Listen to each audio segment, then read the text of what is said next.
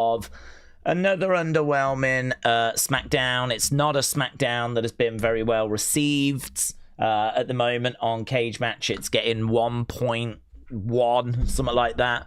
So, I mean, it's certainly better than the week before, but 1.1 out of 10 is what we're looking at for last night's SmackDown. We are just a week away from WrestleMania, though, and I'm a couple of minutes late because I've recorded the predictions video.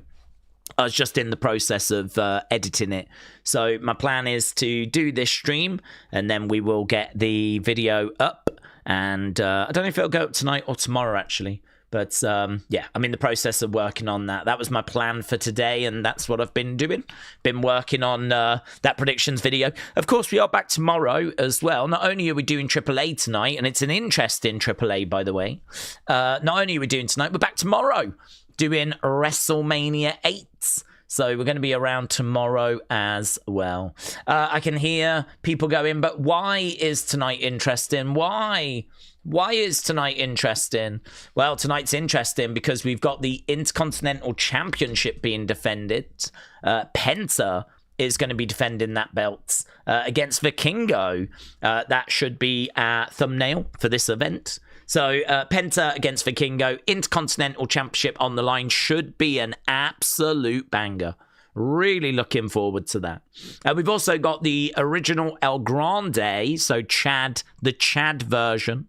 He's going to be taking on Octagon Jr., and so those are the two matches that we've got tonight. And then we've got a big segment with Flammer, who is the longest reigning women's champion, right? She is the longest reigning Reina de Reinas champion, women's champion. And so she's going to be celebrating that. Feels like someone's going to step up to her. Feels like there's going to be, obviously, whenever we get a celebration, it normally leads to someone stepping out and challenging. Don't know as to who that would be. We saw a fantastic match between her and Bayley not that long ago at the Rey de Reyes. So don't know as to who's going to actually come out and challenge. I'm expecting someone.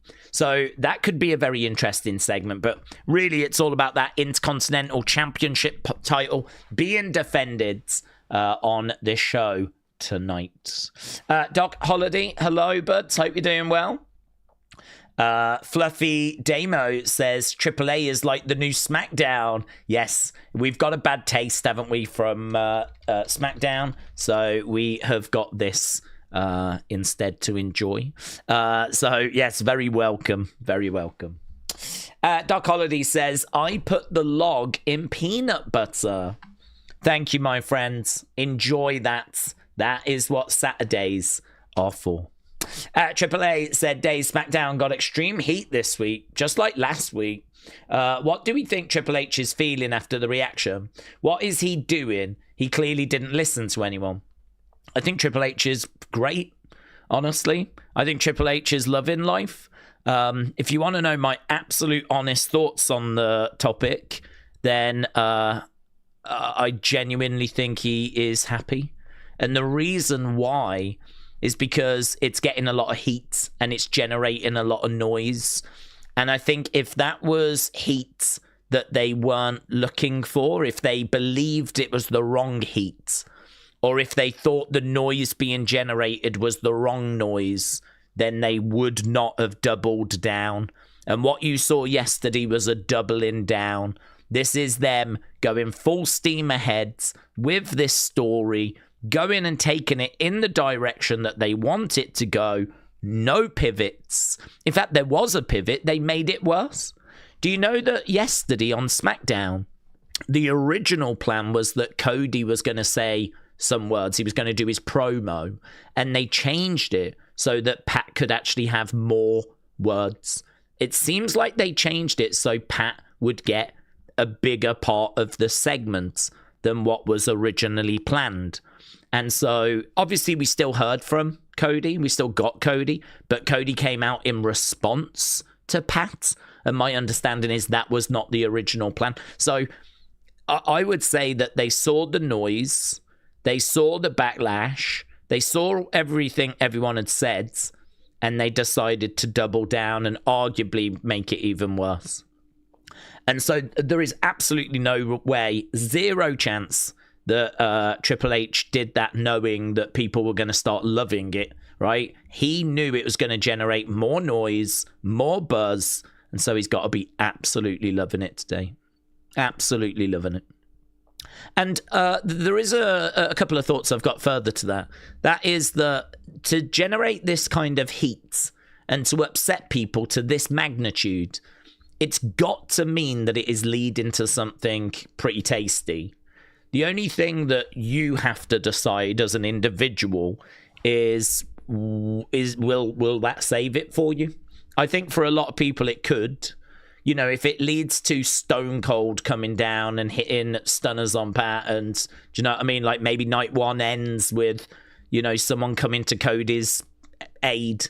You know, Cody is being beaten up by Randy and Pat. Jelly rolls down on the outside. Cody's being attacked, and bang, here comes Stone Cold. I mean, you know, the heat on Pat, the hatred for Pat, would that moment be good enough? Would that be worth it? Where Stone Cold's coming down, oh my God, it's Stone Cold. He comes down, he starts laying into Pat. You know, everyone's like going crazy. Yes, you know. For me, it wouldn't.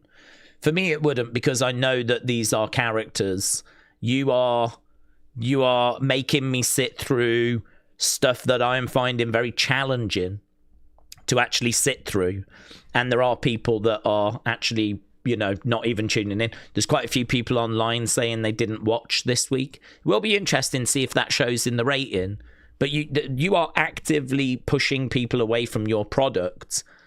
I can't see how anything can be worth that. Even if you bring Stone Cold down, like, how can it be worth it? And we know, ultimately, even if it's a nice moment at WrestleMania, it won't be anything more than that. Because we know the plan for Backlash is going to be that tag match. So this isn't leading to anything, like, that great.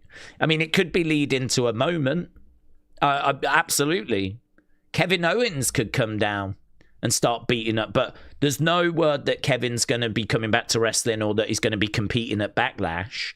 So, yeah, I mean, it just seems like it's heading to that tag match that we all dread, which is the Jelly Roll Cody versus Pat's Randy match at Backlash. So, I really don't think Triple H is worried. If I thought he was worried, I think he would have pivoted.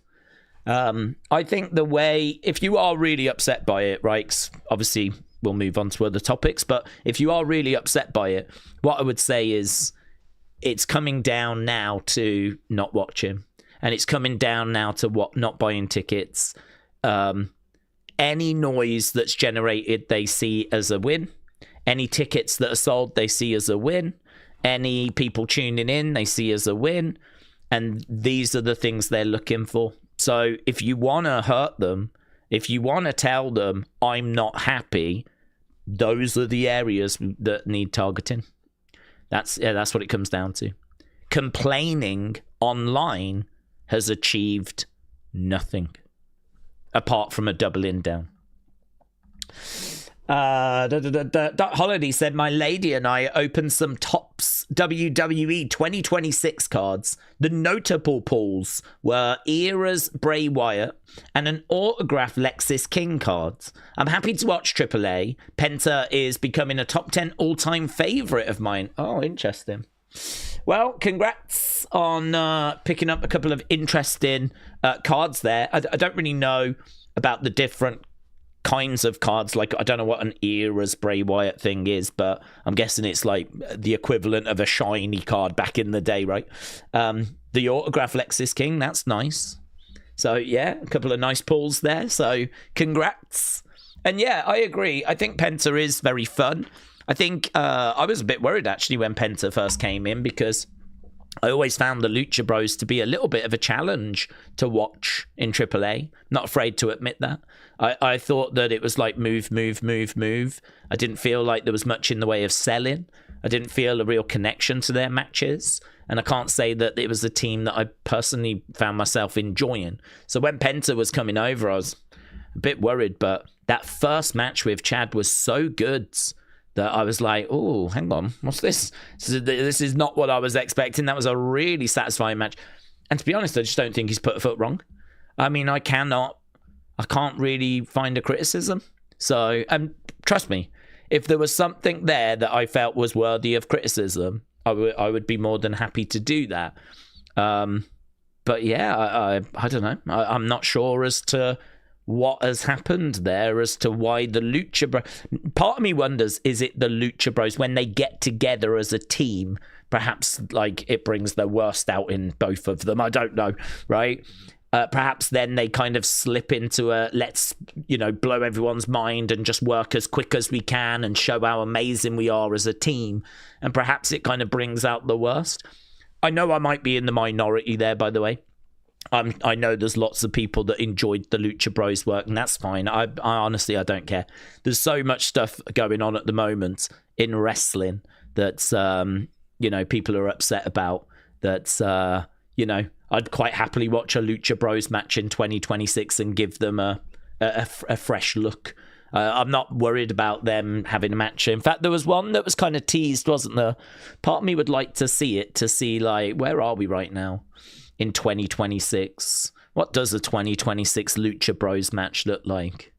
But you're right. It's funny, actually. I was genuinely a bit worried when they first came in. Certainly when Penta first came in. But no, I can't give you any sign of anything that I've...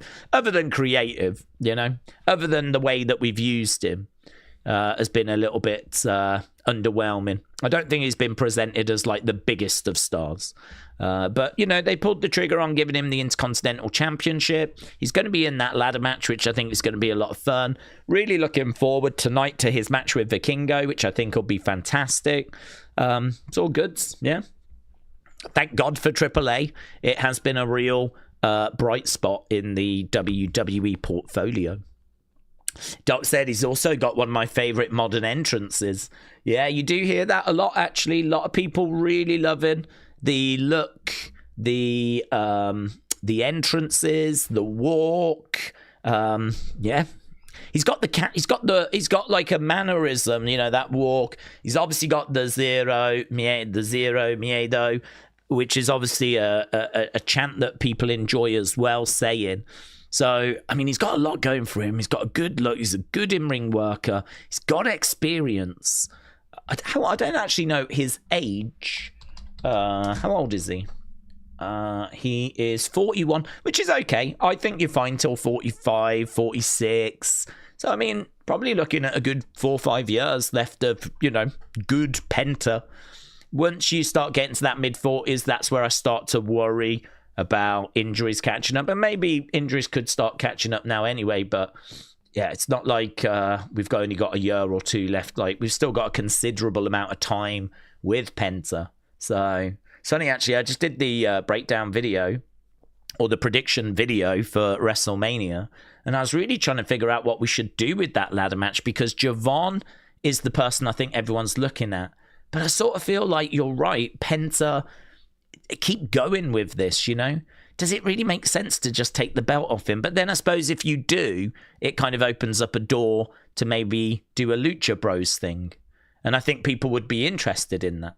So, I don't know. It's a tricky one. I think it feels like it comes down to Penta and Javon. But maybe there's going to be a cat amongst the pigeons.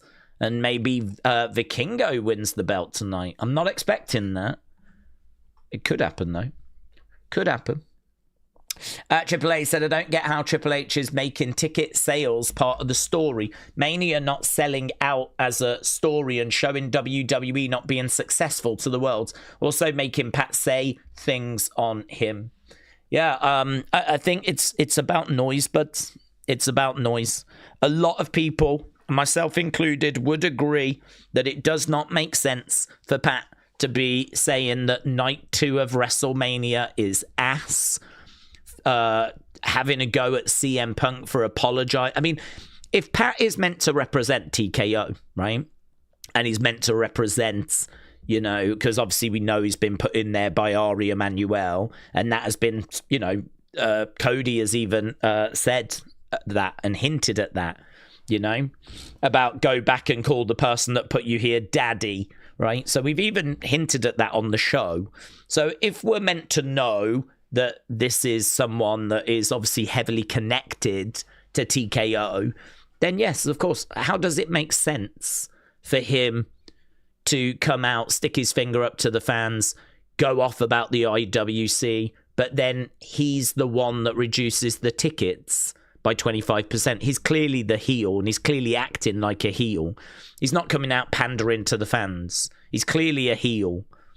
So why was he the one that reduced the tickets? Some people would say, well, that's because it was TKO that, did it. He represents TKO. But it doesn't make sense for him to be a heel. I mean, it'd make more sense for Cody to come out and say, I've spoke to Ram, the sponsor. They've agreed to fund a ticket reduction, right? You're out here moaning about the fans not going. I'm out here doing something about it, making it more affordable. I think a lot of people could see that makes more sense. So if you want me to explain how that situation makes sense, I can't.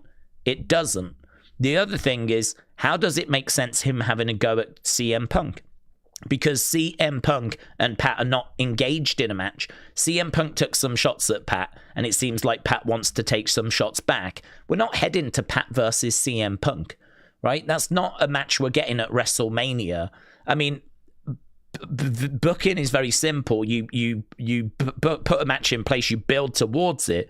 Right now, we've got squabbling going on between people that aren't even engaged in a feud, and to our knowledge, are not going to be. The other thing as well is he referenced the fact that CM Punk apologized to Saudi Arabia, kind of mocking him for it. Well, if Pat represents TKO, is that not something TKO would be very pleased about?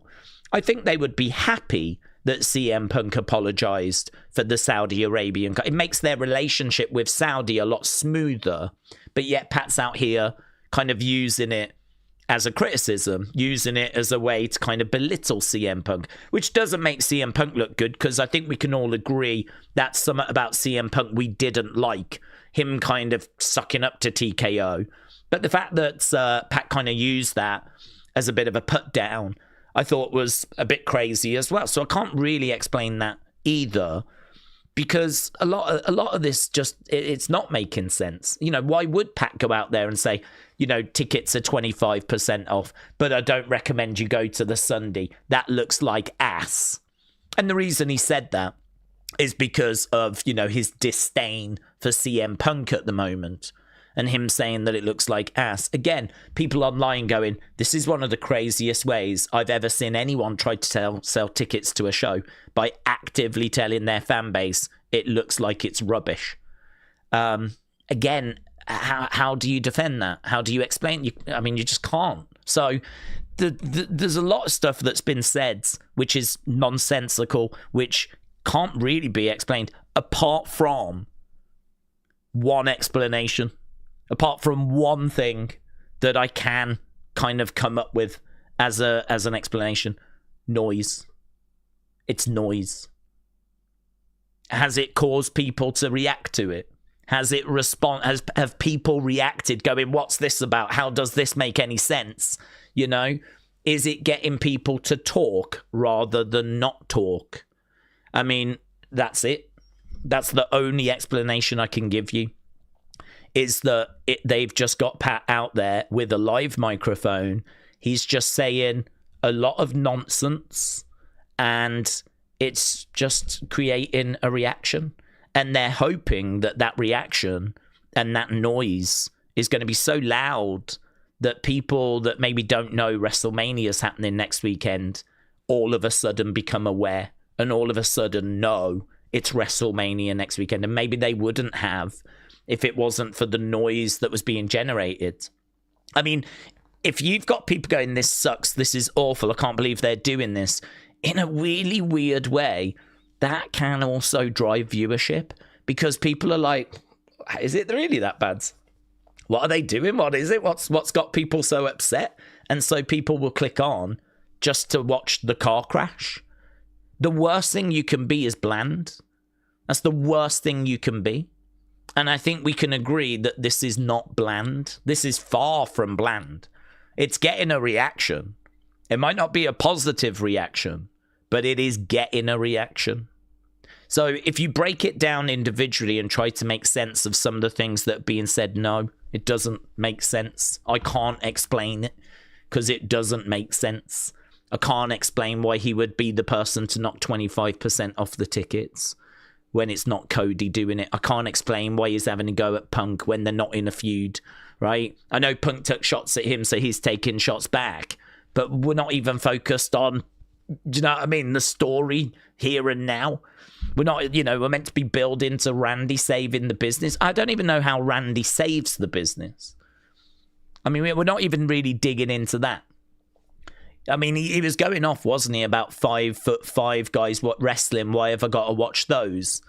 Well, how do they go away if Randy wins the title? What's his plan? What's the plan? I don't understand.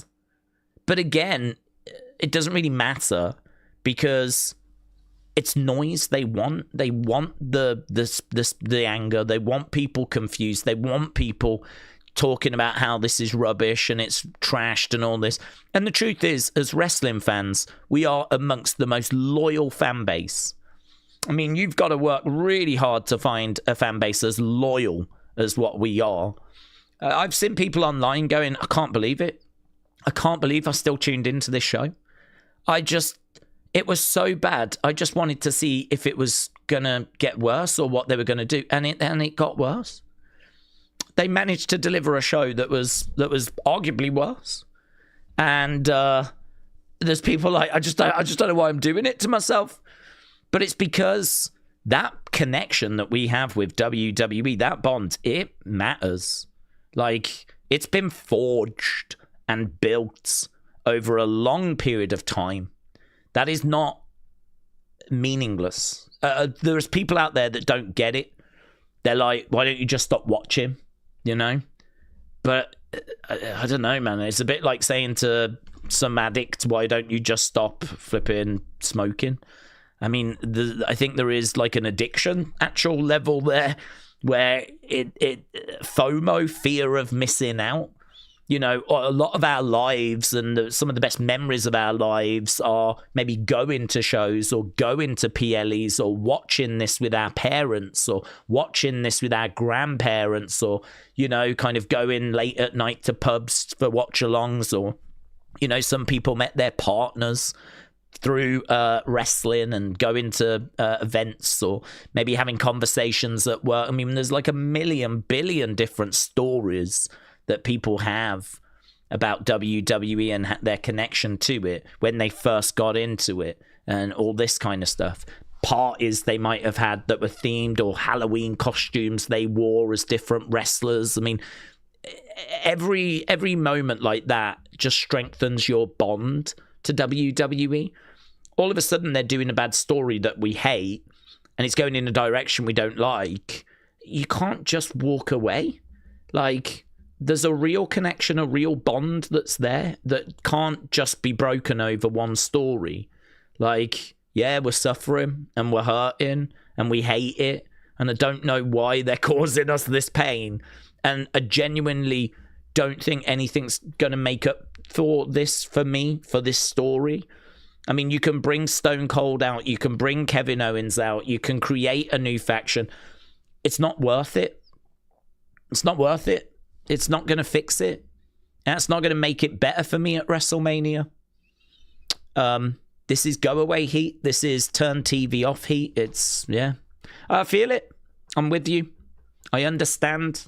I'm in that boat as well where it's hard to know really what you do. And I think it makes you feel so powerless because you're like, what can I do? What can I do? All I can do is just tweet. And clearly that did not work. So, they're fortunate in that they're so close to WrestleMania now that we're hooked. Genuinely, I was thinking this last night. If there was another week and it wasn't a go-home show, right? If there was another week of that, would I actually skip it? And I don't know the answer to that. That I am at the point where that would now be a serious consideration, where if it was like next week was SmackDown, week after was the go-home SmackDown, next week's show would be under serious consideration for skipping. I can't really do that for next week because we got the Andre Battle Royal. It's, you know, the show before Hall of Fame. We're going to be watching Hall of Fame. It's the night before WrestleMania. I kind of feel like no one's going to want to really miss that show. So we can't really do it now. But if there was another episode in between, I just don't know. I mean, this is one of the worst runs I've ever seen of like WWE content. SmackDown in 2026 is like historically bad. It was okay in January, but like, yeah, I mean, February, March, it's been bad. I feel like February, a lot of the scores were kind of around 5.5, same in March. And then end of March, it just fell off a cliff. It's bad. It's really bad. Someone actually took a screenshot of the scores for SmackDown, and the like past 6-7 weeks have just been absolutely atrocious on Cage Match. Not that it matters, again, Cage Match only gets a few hundred ratings, but I suppose the reason I'm saying this is so people know, yeah, unsurprisingly, you're not alone. I think a lot of people don't quite know what the right way forward is for them. If you're one of the people out there that's enjoying it, then, you know, fantastic, you're winning. I mean, you don't need to worry. So, I mean, this conversation is not for you. But that's how a lot of people are feeling at the moment. They're feeling deflated, defeated, and just trying to focus on other things. So, yeah, Oberbrock should be good, you know. There's plenty on that WrestleMania card I think will deliver and will be fun. And, you know, the other thing to remember is by Saturday night, whatever it is they do, you know, it will just move on Sunday. But yeah, it's just a bit of a nightmare, isn't it? Doc Holiday said Punk should only make one line for Pat. Tell him to grow up and then focus on Roman. Us fans can't give energy to Pat. Other wrestlers shouldn't also. I think you're right, buds. I think that's where we are. I think any you know, attention that we pay this just pleases them and it makes it grow, and it's like we're watering the weed. I mean, that's how it is, isn't it? This is like a weed that's invading our garden. The more that we give it attention and more we talk about it, the more that gives it life and the more it grows. And that's the lesson I've learned. I mean, I wondered if they were going to pivot. And don't forget as well, how offensive for them to tease, or for him to tease, another massive surprise just for us to tune in and it be a reduction on ticket prices. I mean, how many people around the world were waiting to see if prices would go down so that they will buy the ticket? Are we 1,000, 2,000, 5,000? How many people are waiting for tickets to go down before they finally commit to buying them? 5,000, 10,000, 20,000. How many people, right? Even if it is 20,000, and it can't be more than that, because last year they did 60,000 at WrestleMania. This year they're at 40. So they're only 20,000 down on what they did last year. So I can't imagine it's any more than 20,000. So for him to say, I've got a massive surprise, and for that to turn out as to be a ticket reduction, that's going to influence or impact 20,000 people on a show that previously did 1.5 million in the United States alone. I don't know what it would be globally if you add in all the other views, but the percentage of people that ticket reduction would have really applied to is like 0.1% of the people that were watching. That was the massive surprise. And I do wonder if that was designed to get heat as well. I do wonder if that was another way of just like, oh, we'll do this as well, shall we? Because they also put Pat at the front of the graphic. I don't know if you noticed that. They moved him to the front of the SmackDown graphic. And I think that caused people to say, oh, have you seen what they've done now? They've put him at the front of the graphic, you know? So they move him to the front of the graphic. That got heat.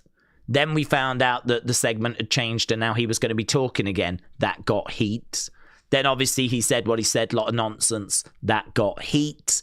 He was the one holding the belt, not Randy. That got heat. Then he jumps in the car, sends a message to the IWC. I don't think anyone cared by that point, but whatever. Maybe that got a bit of heat. They stole the belt. That probably got some heat. it's heat, it's noise. They are trying to just rage bait. WWE has now turned into a rage bait company. And it does leave me wondering, where does it pay? Where does, you've built up all this heat, arguing whether it's good or bad heat, but you've built up all this heat, yeah? It's got to satisfy the fans ultimately.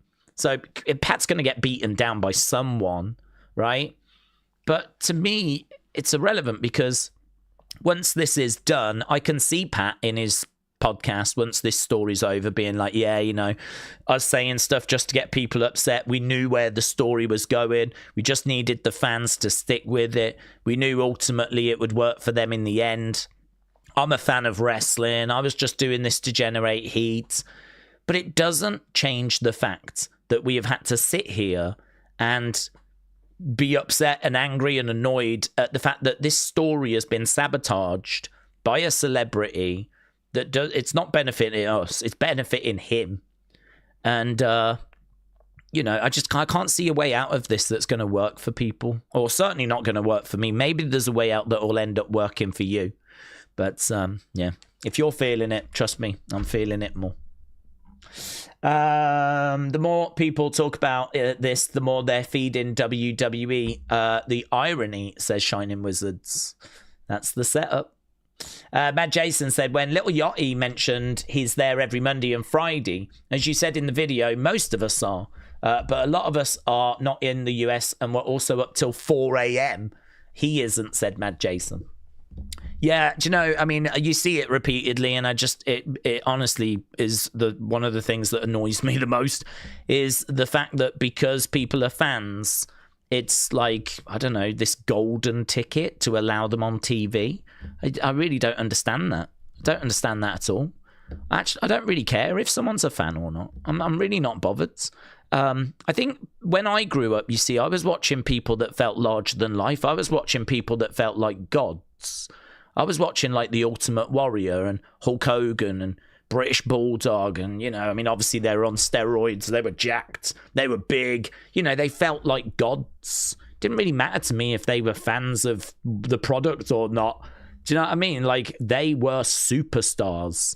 They felt like they'd come from another world. And I do get that sort of feeling actually from Roman. Roman gives me that vibe. I think Roman could have lived in the golden era. I think Roman Reigns, maybe Bloodline as a heel, him against Hulk Hogan, WrestleMania 4, something like that. We absolutely could have done that. And so for me, he's got that sort of larger-than-life personality. The idea that, like, these celebrities come in, but it's okay because they're fans. I don't, and you do see that online, people going, nah, it's cool, he gets it, he's a fan. I don't care. I don't understand how this just... I'm a fan, you're a fan, like, there's loads of fans, there's millions of fans. Like, that's not the golden ticket for me. So, again, I have to reiterate, though, celebrities being involved at WrestleMania, people are correct. It does go back to WrestleMania 1, but it doesn't mean that the way they've been used has always been accepted or that we've always enjoyed. I would not have had Lawrence Taylor in the main event of WrestleMania 11.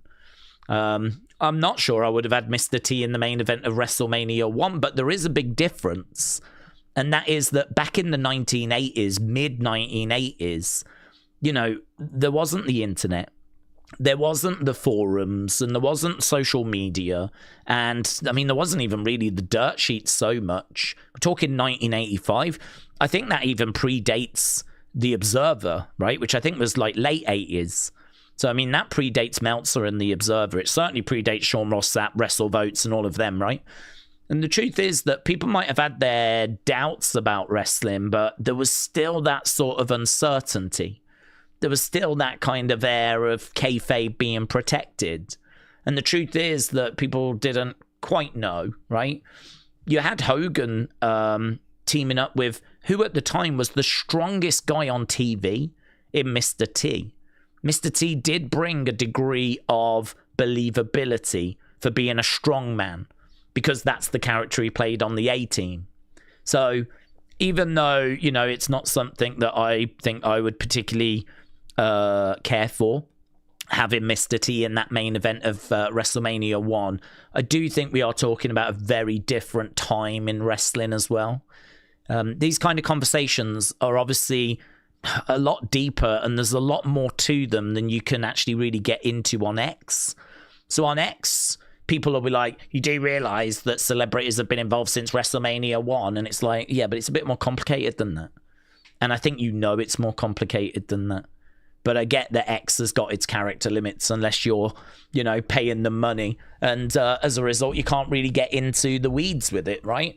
So it's one of those. The truth is there have been celebrities around for a long time. I think celebrities at WrestleMania is fine, but it's just derailing this story to the magnitude that it's been derailed, making the celebrity the focal point rather than the wrestlers. I think fans are like, yeah, no, this is not what we're after. But yeah, they're looking for noise. Cart, hello. Hope you're doing well. Who do we think is the best booker between Undertaker and Triple H? At least Pat won't show up in AAA because he'll probably be scared of Psycho Clown. Oh, I think it's hard to say, honestly, because I think they're two very different companies. I mean, I think this is a show which tends to be, about an hour a week, is it? Maybe 2 hours? So, it might be an hour, actually, because we've got 2 matches and a segment. It's completely different kettle of fish. This is completely different to NXT. I mean, NXT is 2 hours, and, that is obviously getting people ready for the main roster. This is just an hour of just really fun. I mean, this is a really fun promotion to book because you don't have to use everyone every week. We for example, don't have Mr. Iguana on this week's episodes. You wouldn't really do that on Raw or SmackDown. You want to try and have CM Punk each week. You want to try and have Becky Lynch each week. So you're having to like overexpose because you're trying to get your stars on the show every single week. We're not doing that with AAA. We're also running a show that's about an hour compared to 3 hours. There's so many more moving parts that my honest answer is you just can't compare. You just can't compare. If you used to put Undertaker onto Raw or SmackDown, I'm sure that you would get a nice bump as he would be working through some of his kind of early ideas. I think the honeymoon period would come to an end. And I think that's, injuries hit, you make a few mistakes. Fans start to doubt that you're as good as what they thought. And, then we'd have to see kind of how he would respond to that. The Raw and SmackDown is the deep end of the pool. The AAA is the kiddie pool. That's probably the best way I could word it. NXT would be the shallow end of the pool. And I think if you think of it more in those regards, I think that helps you understand a little bit better the journey we've been on. Because when Triple H was booking NXT, people were loving it.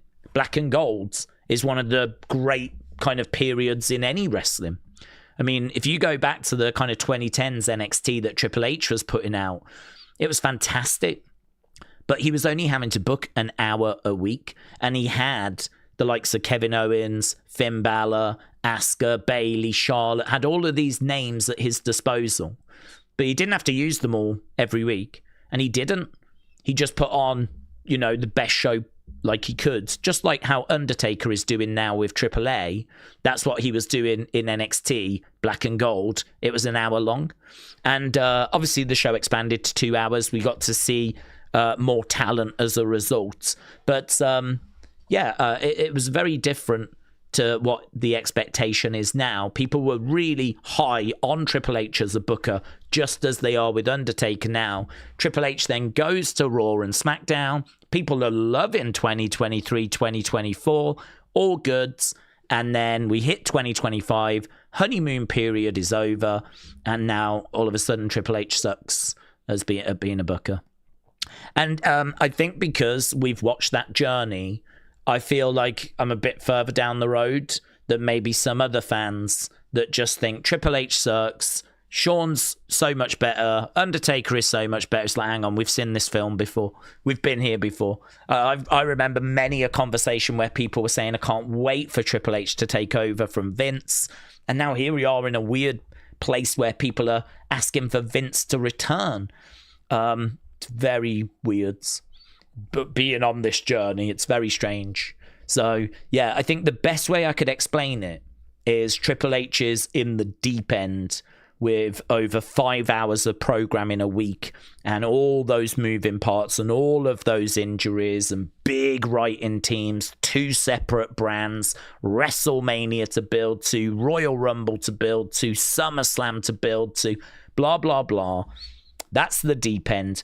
The shallow end is NXT, which is much easier to deal with, and the kiddie pool is probably AAA. Doc Holiday said, when the Daze shop opens on the family-friendly section, as opposed to the adult section, will there be a Daze fleece?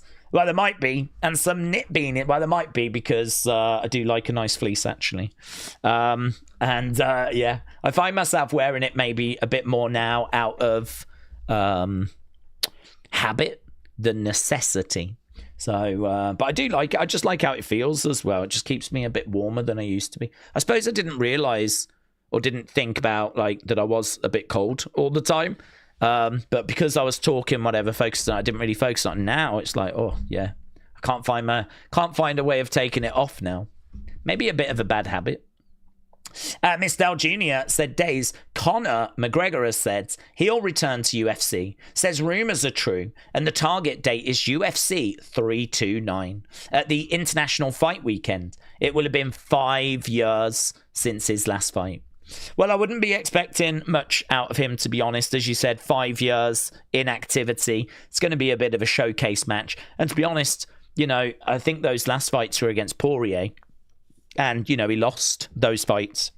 And Poirier is not the top of the division. You know, Poirier was not getting past an Islam Makhachev. He was not getting past Charles Oliveira. In fact, he didn't get past Justin Gaethje. And Conor McGregor fell to Poirier twice. So, to me, the McGregor's time has been and gone. He's a big name.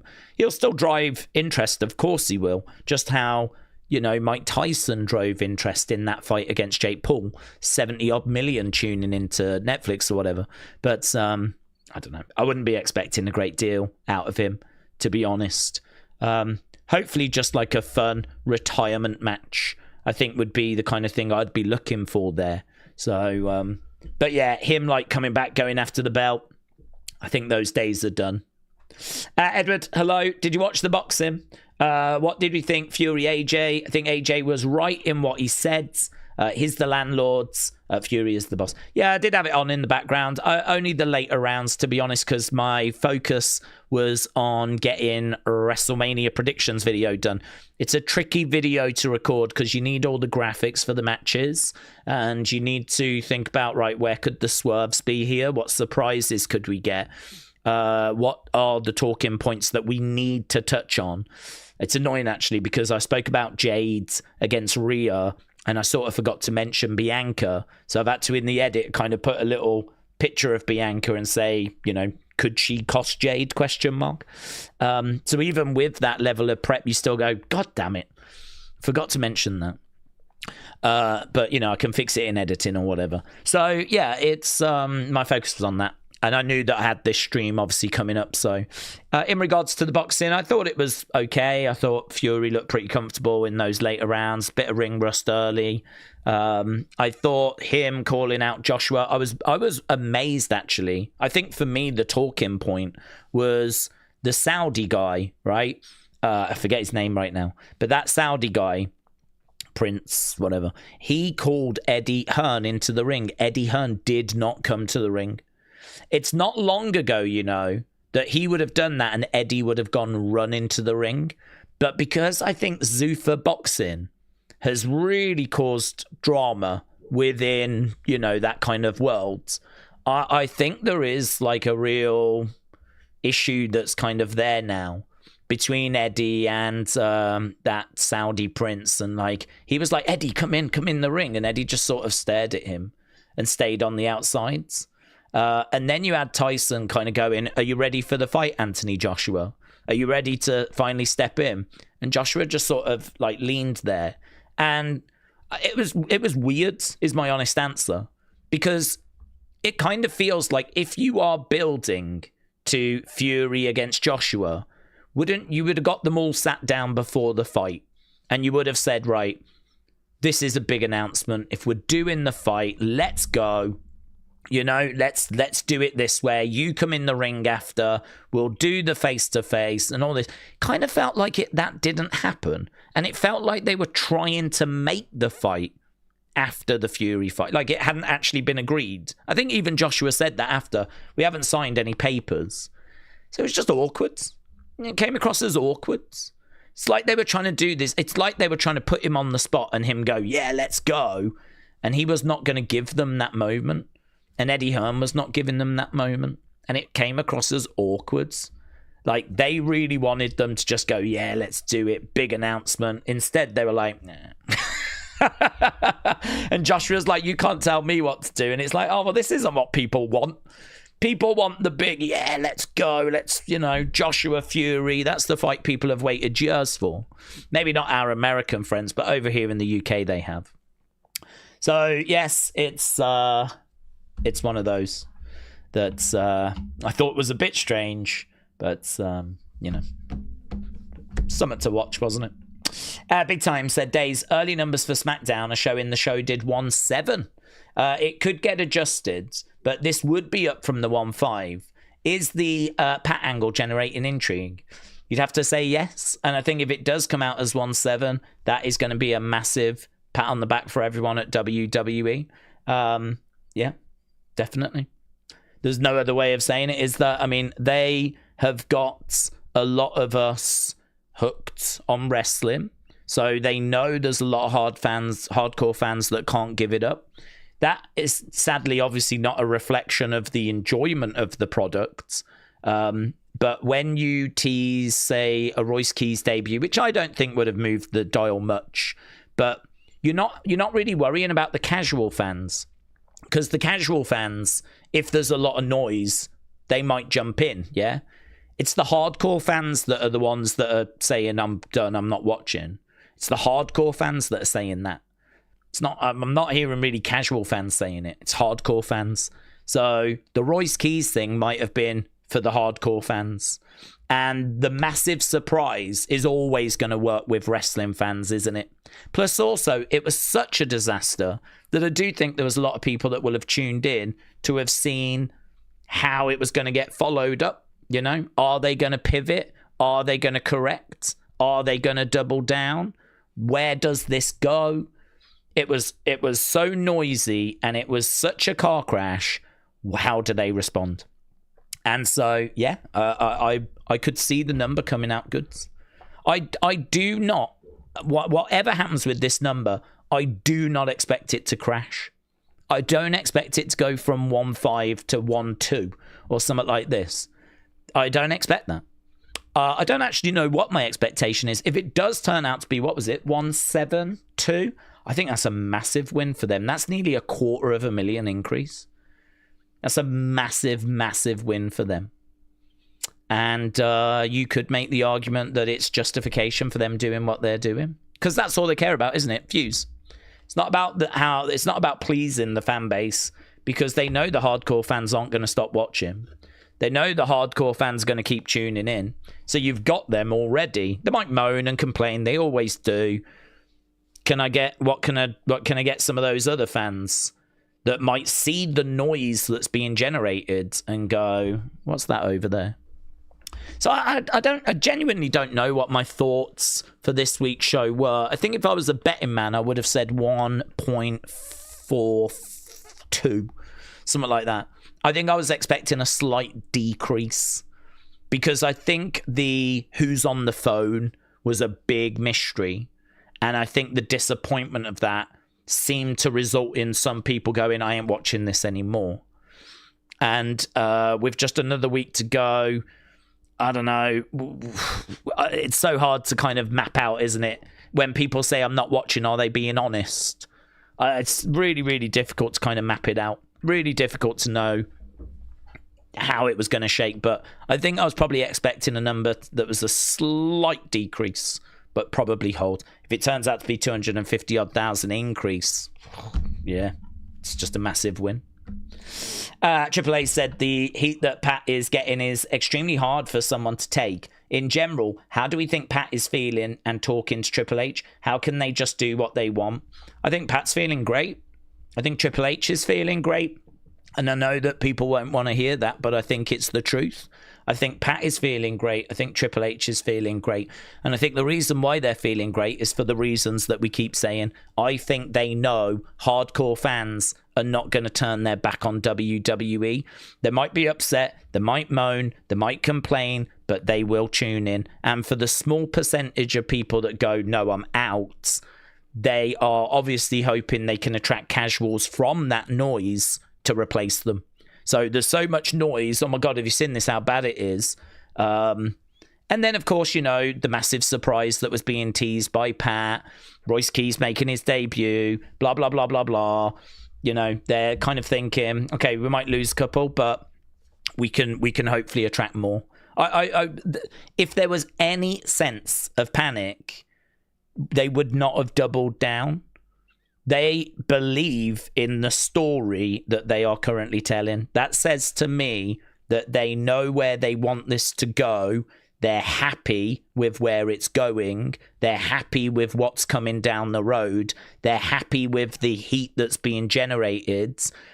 There is apparently division within WWE as to whether this is good heat or bad heat. If Triple H felt it was bad heat, I'm sure we would see big pivots. We saw no pivot on Friday. So there is absolutely no reason to believe that Triple H is down on this. I think he believes in the direction that it's going. I think he believes in the noise that it's generating. And in regards to Pat, I'm sure that it was a little bit uncomfortable in places. You know, this is someone that's kind of generating heat, getting a fan base to kind of turn on him. That's obviously tricky when you are also the host of a show, to actually have fans turn on you. You know, wrestling isn't his only job. That's not his only responsibility. He's got a show where he needs to get viewers. So if you're upsetting people and some of those people watch your show and maybe are not going to, he has to kind of take that as consideration. But I think that he's probably quite excited about being such a focal point in a WrestleMania main event. You know, he's not likely, is he, to get to be a wrestler in a WrestleMania main event. They've had him have matches at WrestleMania, but not the main event. So this is probably the best chance he's got of being such a focal point in such a massive historical wrestling moment, like the main event, night one main event of WrestleMania 42. He is a massive focal point of it. And so I've got to think that, yeah, there's probably parts that are uncomfortable, but there's probably a lot of parts that he feels pretty good about because it's a dream come true for him, isn't it? Because he's such a big fan. So I've heard. The Academizer, shout out to you, said, I didn't watch on principle. Well, respect. I do. I've got respect for people that took that stance. And I do find myself, certainly after what I witnessed, really sort of wondering if I should have done the same. Genuinely. I could have missed yesterday's show and it would not have bothered me in the slightest. Because yesterday's show was very, very hard to kind of get through. I was really trying to find positives, or I was really trying to find other things to focus on. I mean, I ended up tapping out during the Pat segment. I mean, during the Pat segment, I just took the headphones off and like he was just going on and on and on. It was seemingly going nowhere. There was nothing that was being said that I found interesting. A lot of what he was saying felt like nonsense and like was seemingly counterproductive.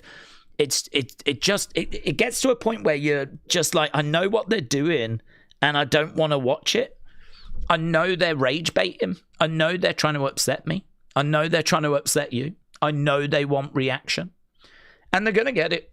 You know, they're going to get it. I purposely did not put a reaction clip out about that moment. I purposefully did not put a reaction clip out because I was like, I just need to not. That's where I am. I just need to not. So if you actually was one of those people that stepped away, then respects. I find myself today thinking, really, should I have done the same? I watched your recap, and I'm not going to watch next week because they did double down. The problem with next week for me is, obviously, I want to watch the Hall of Fame. Next week, we got the Andre the Giant Battle Royal, so it's obviously going to be interesting to see who wins that. Next week, we've also got the street fight with Wyatt Six and MFTs. That's a match that has just missed out on being at WrestleMania. It feels like that's going to be the end of that feud. Probably feels like that's where that feud ends, I would imagine. I mean, that feud's been running for so long. Wyatt Six have got the lantern back now. I can't really see that feud continuing sort of past that point, you know? So I think it's done. I think we're at the point where, it's the go home for WrestleMania. It's going to be the final go home for that show. Like, I can't bring myself to not watch that. I genuinely, though, if there was another week in between, I do think that I'm at the point where I'd tap out for a week. I was kind of talking about it anyway, but I didn't do it. But if there was another week, I think I would be tapping out for a week because I just can't. It's as bad as what people are saying. It's not enjoyable. Like, it's not fun to watch. There's no entertainment value to it. It's rage baiting. It's designed to annoy and upset you because I think further down the road, they're hoping that it will be worth it when you see Pat get beaten up. But I just don't want to see him at all. It's go away heat. It's turn TV off heat. I just don't want to see it at all. So, yeah, it's respect if you did that. I'm not watching next week because they're doubling down. I hear you. Big Tony said, Daze, howdy. With AAA show in a couple of hours. I wonder if not that long, an hour now. I wonder if there is a show that is right now that some elite wrestling. I'm not interested. We're watching AAA. William said WWE needs to create a standard for what's best for fans and business. We need to count somewhere. We aren't the audience of the 1980s. They need to respect us and crowdsourcing communities. Do you know, it's an interesting point because in the 80s, when you had someone like the Iron Sheik, even in the 90s with Sergeant Slaughter being the Iraqi sympathizer, people wanted to see that person get beat up. You know, you are someone I hate, come on Hogan. You know, that's kind of what the business is built on. You get heat and the fans want to see that person beaten up.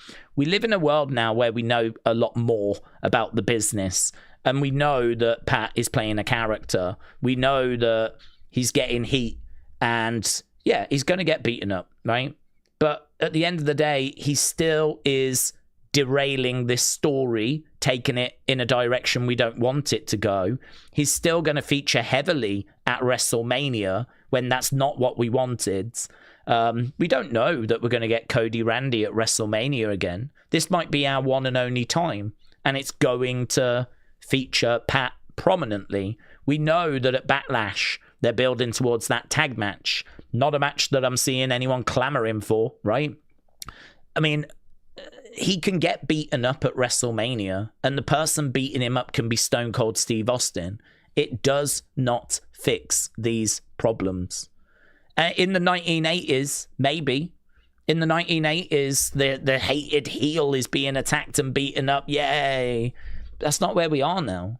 We know that they are all working together to deliver a product, deliver a show, and he is part of that process. And he is being positioned as the hated heel. And him getting beaten up is not going to be as satisfying for me as it would have been back in the day. Because I know that, you know, he's just going to keep moving on and keep being involved. His involvement is the problem. And you can't undo that. His involvement at WrestleMania 42 cannot be erased unless they just remove the match from all future showings, you know? his involvement in this story, taking it in a direction it doesn't need to go, cannot be erased. So he can get beaten up. It does not fix the issues, the problems, the stuff we're suffering right now. So, you know, this is where I think it's going. In their mind, it's ultimately all going to be worth it. Steve said, I really wish they would have had the Wyatt 6 promo on the show. Yeah, there was a few online exclusives.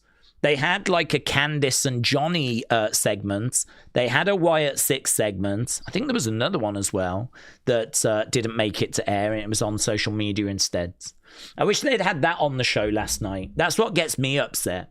They had Pat take up 20 minutes, and we just couldn't even give them 2 minutes. I hear you. Daze AAA should do a big feud with Psycho Clowns against MFTs, said Carl. Well, they did Wyatt's against Psycho Circus, so yeah, you could do MFTs. We knew the Iron Sheik was also playing a character, says Mayor Pete's. Well, not everyone. I mean, the Iron Sheik was actually from Iran, and he was part of their Olympic team. And so his beliefs of, like, you know, anti-America and all of that kind of stuff, he'd been portraying that like going back before his WWE days. So, I mean, he was getting heat from a lot of those fans. And if you was someone that believed that it was all a work and all of that stuff, that's great. I mean, I'm sure there was some people that were in that boat, but it wouldn't be right or fair to say that that was the majority of people that were in that boat. People like Sheik and Sarge were wrestlers that we could respect. Pat is just a tool, says at Twisted Sky. Mr. Dell Jr. said, Daze, if WWE SmackDown next week was not the go-home show, we'd have another bad episode. Then would we do a watch-along of a pilot SmackDown instead? No, I wouldn't mess around with doing like an alternative pilot episode or something along those lines. I mean, I wouldn't faff around with that. I would just skip the show. Yeah, I mean, I that would be it. I wouldn't sit down and start watching an alternative SmackDown. I would just not do the stream, and it would be as a statement. It would be as a thing, wouldn't it? It would be like, I'm done. I'm not interested in this. I'd only do it for 1 week. Again, we have to go back to our original comments, and our original comment was that like the bond that we have with WWE is strong. Like, when people say, just stop watching, they don't get it. They clearly don't get it. They clearly don't have that connection with WWE that a lot of us do. A lot of people don't, you know, when people are like, just stop watching, watch this instead. No, we can't.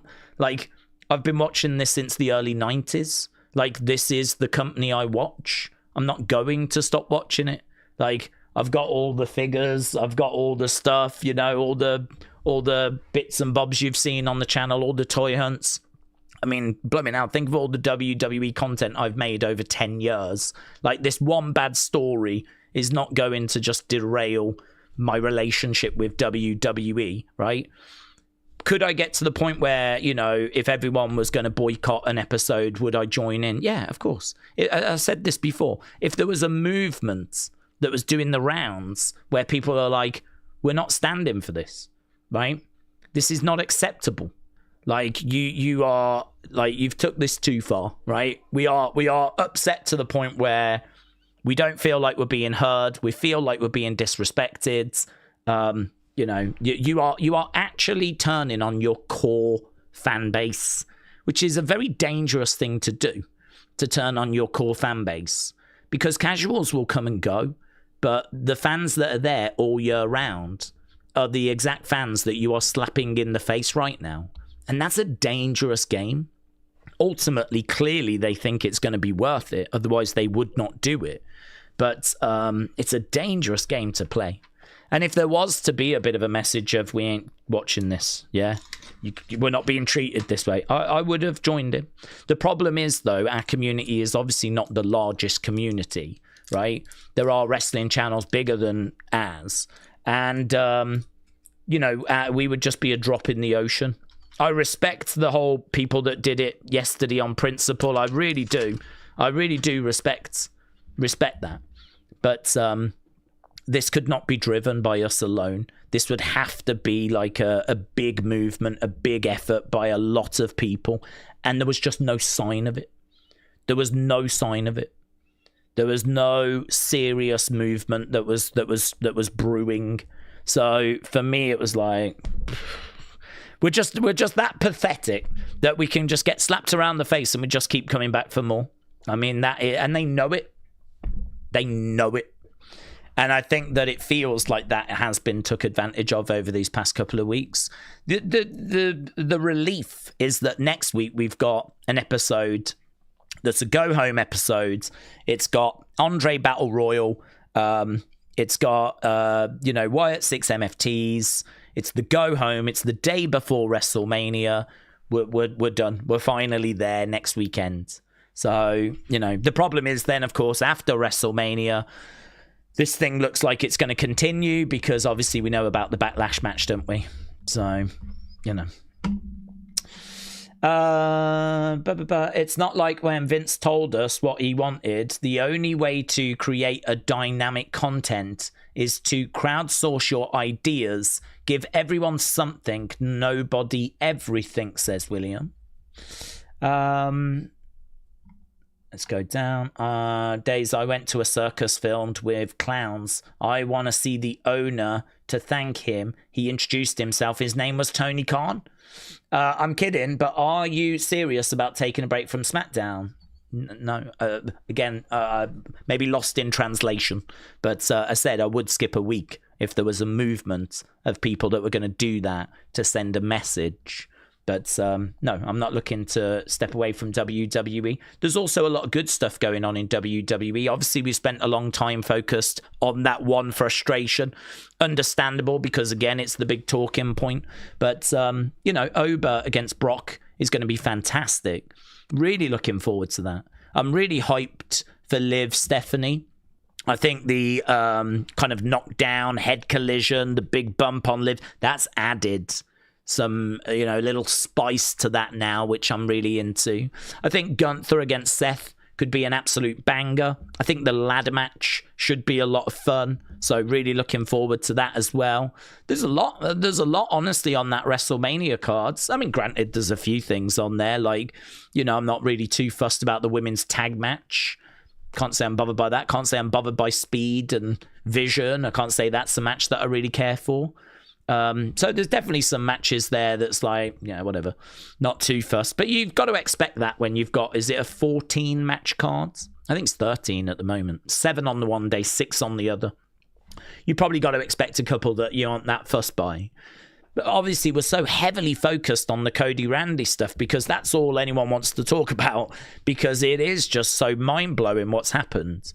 But WWE are loving that noise. The fact that it's kind of dominating our streams and dominating the conversation so much, that's obviously playing out on social media. And WWE, I think, are just welcoming that noise. Scottish Chris said, would we ever think of doing a TNA watch long, or does TNA not interest you? TNA is never interested. I am a WWE fan. That's the only promotion I really need. Anything else has always been additional, just like how AEW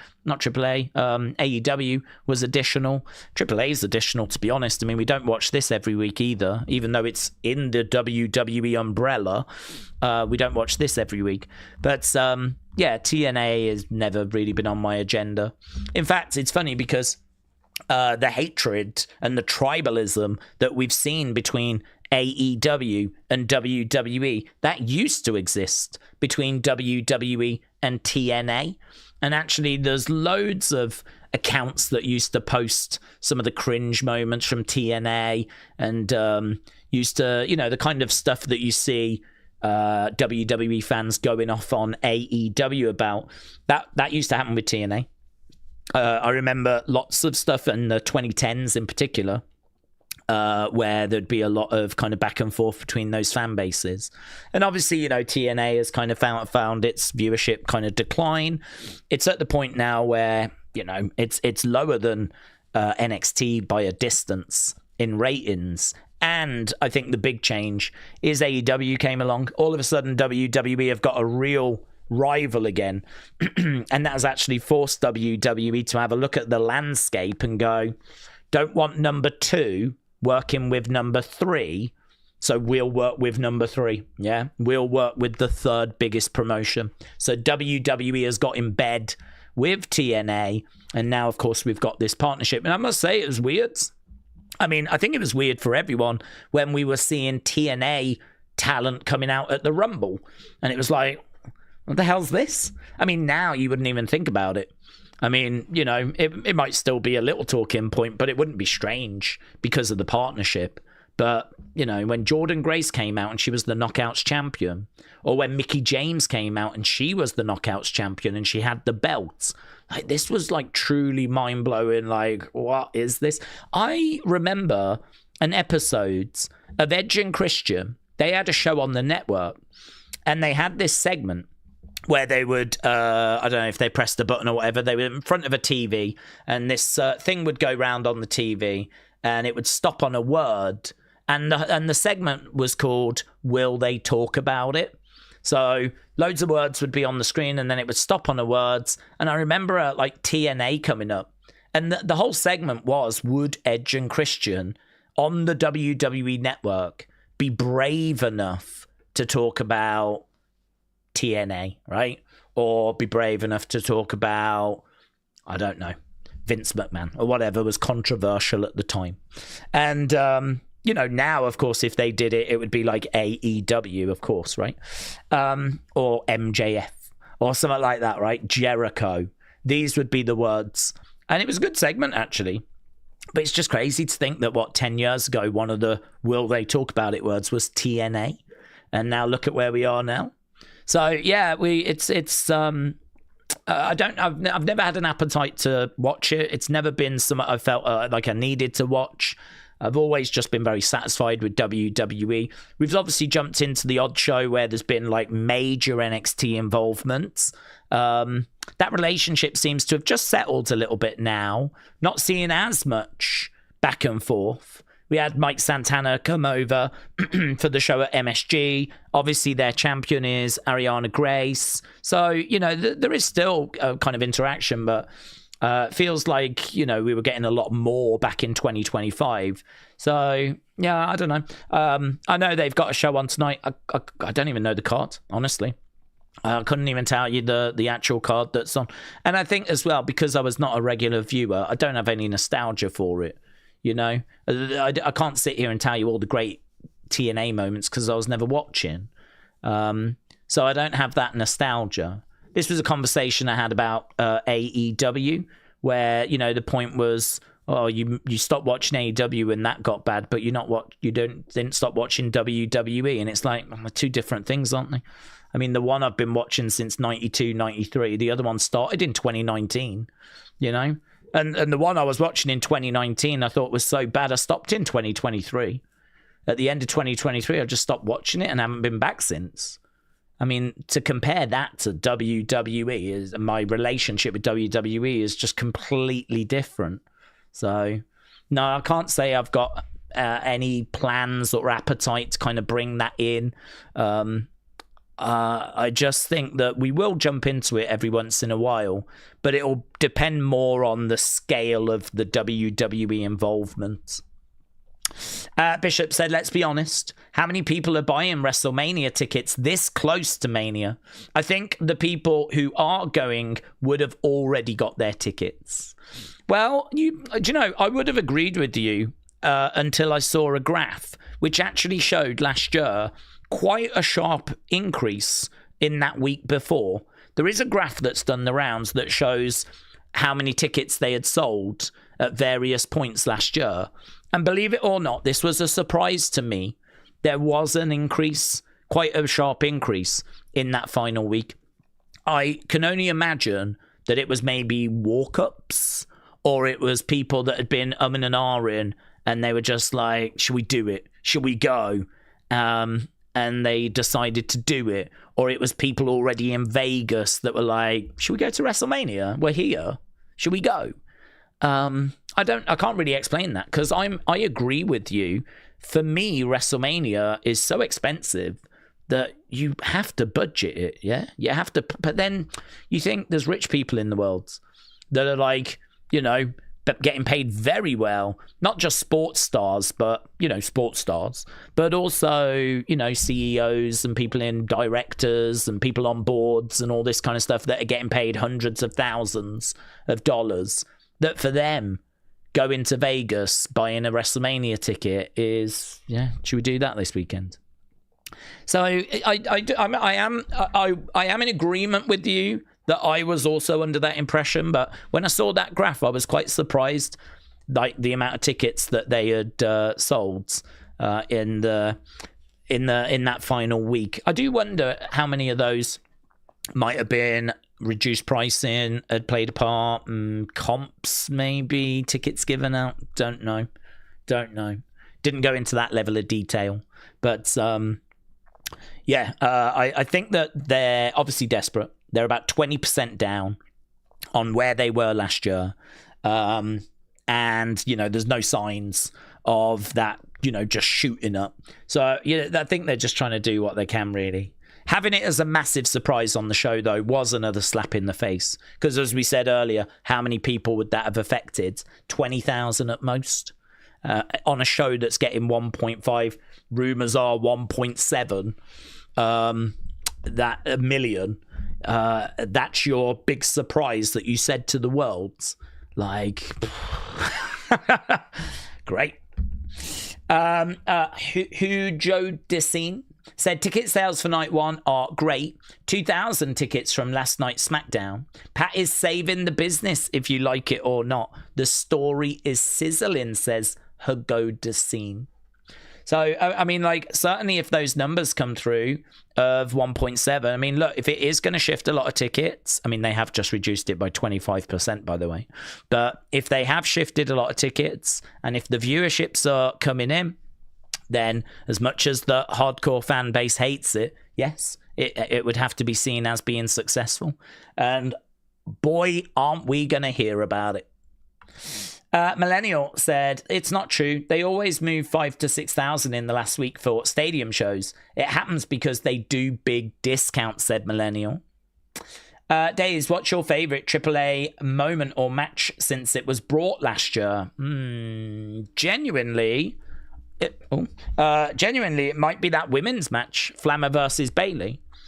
I think about how crazy the Wyatt Six Psycho Circus one was. And, you know, there's been some fun Dominic bits, of course. I've enjoyed watching Jack Cartwheel. I thought his moment the other week was fantastic. The real breakout performance. But I think, for me, I'm going to go Bayley versus Flammer. I really, really enjoyed that match. And I would go as far as to say I think it's one of the strongest women's matches that we've actually seen this year.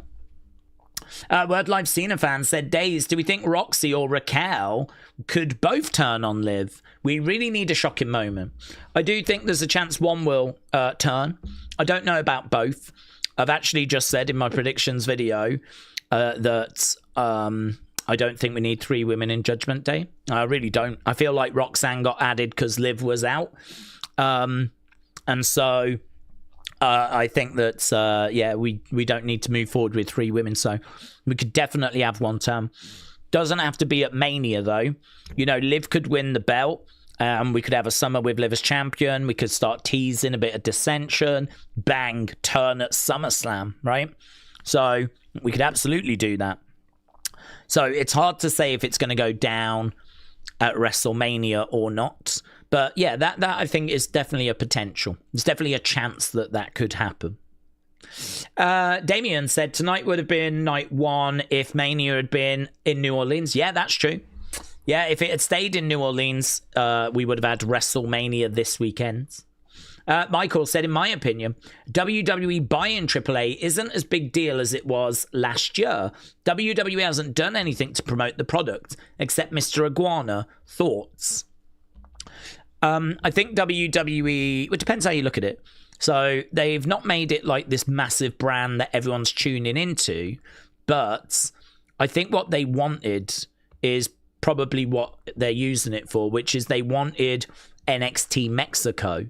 There was a board, a slide that WWE showed, Triple H showed quite a few years ago now, where it's got NXT in Florida, an NXT in Mexico, an NXT in Europe, an NXT in, I think, Australia. There was like several NXTs around the globe, one in Japan as well, I think.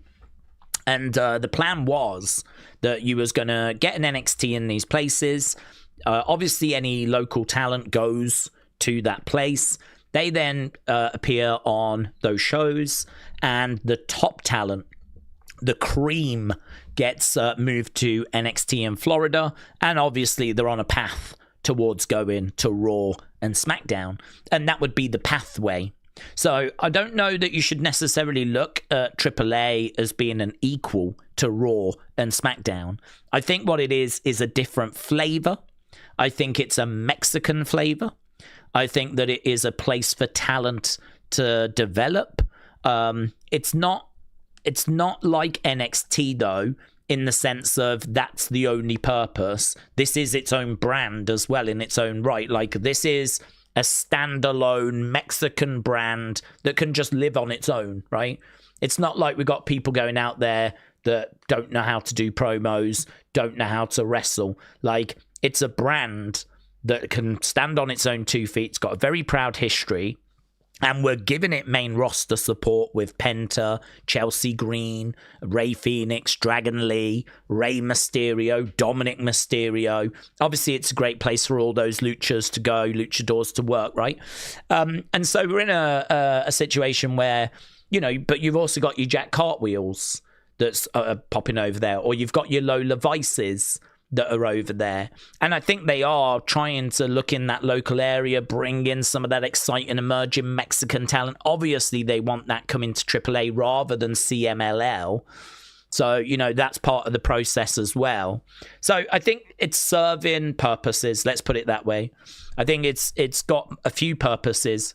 It gives WWE a foothold, a permanent foothold in Mexico, one of the richest wrestling countries. It's a place where they can develop talent.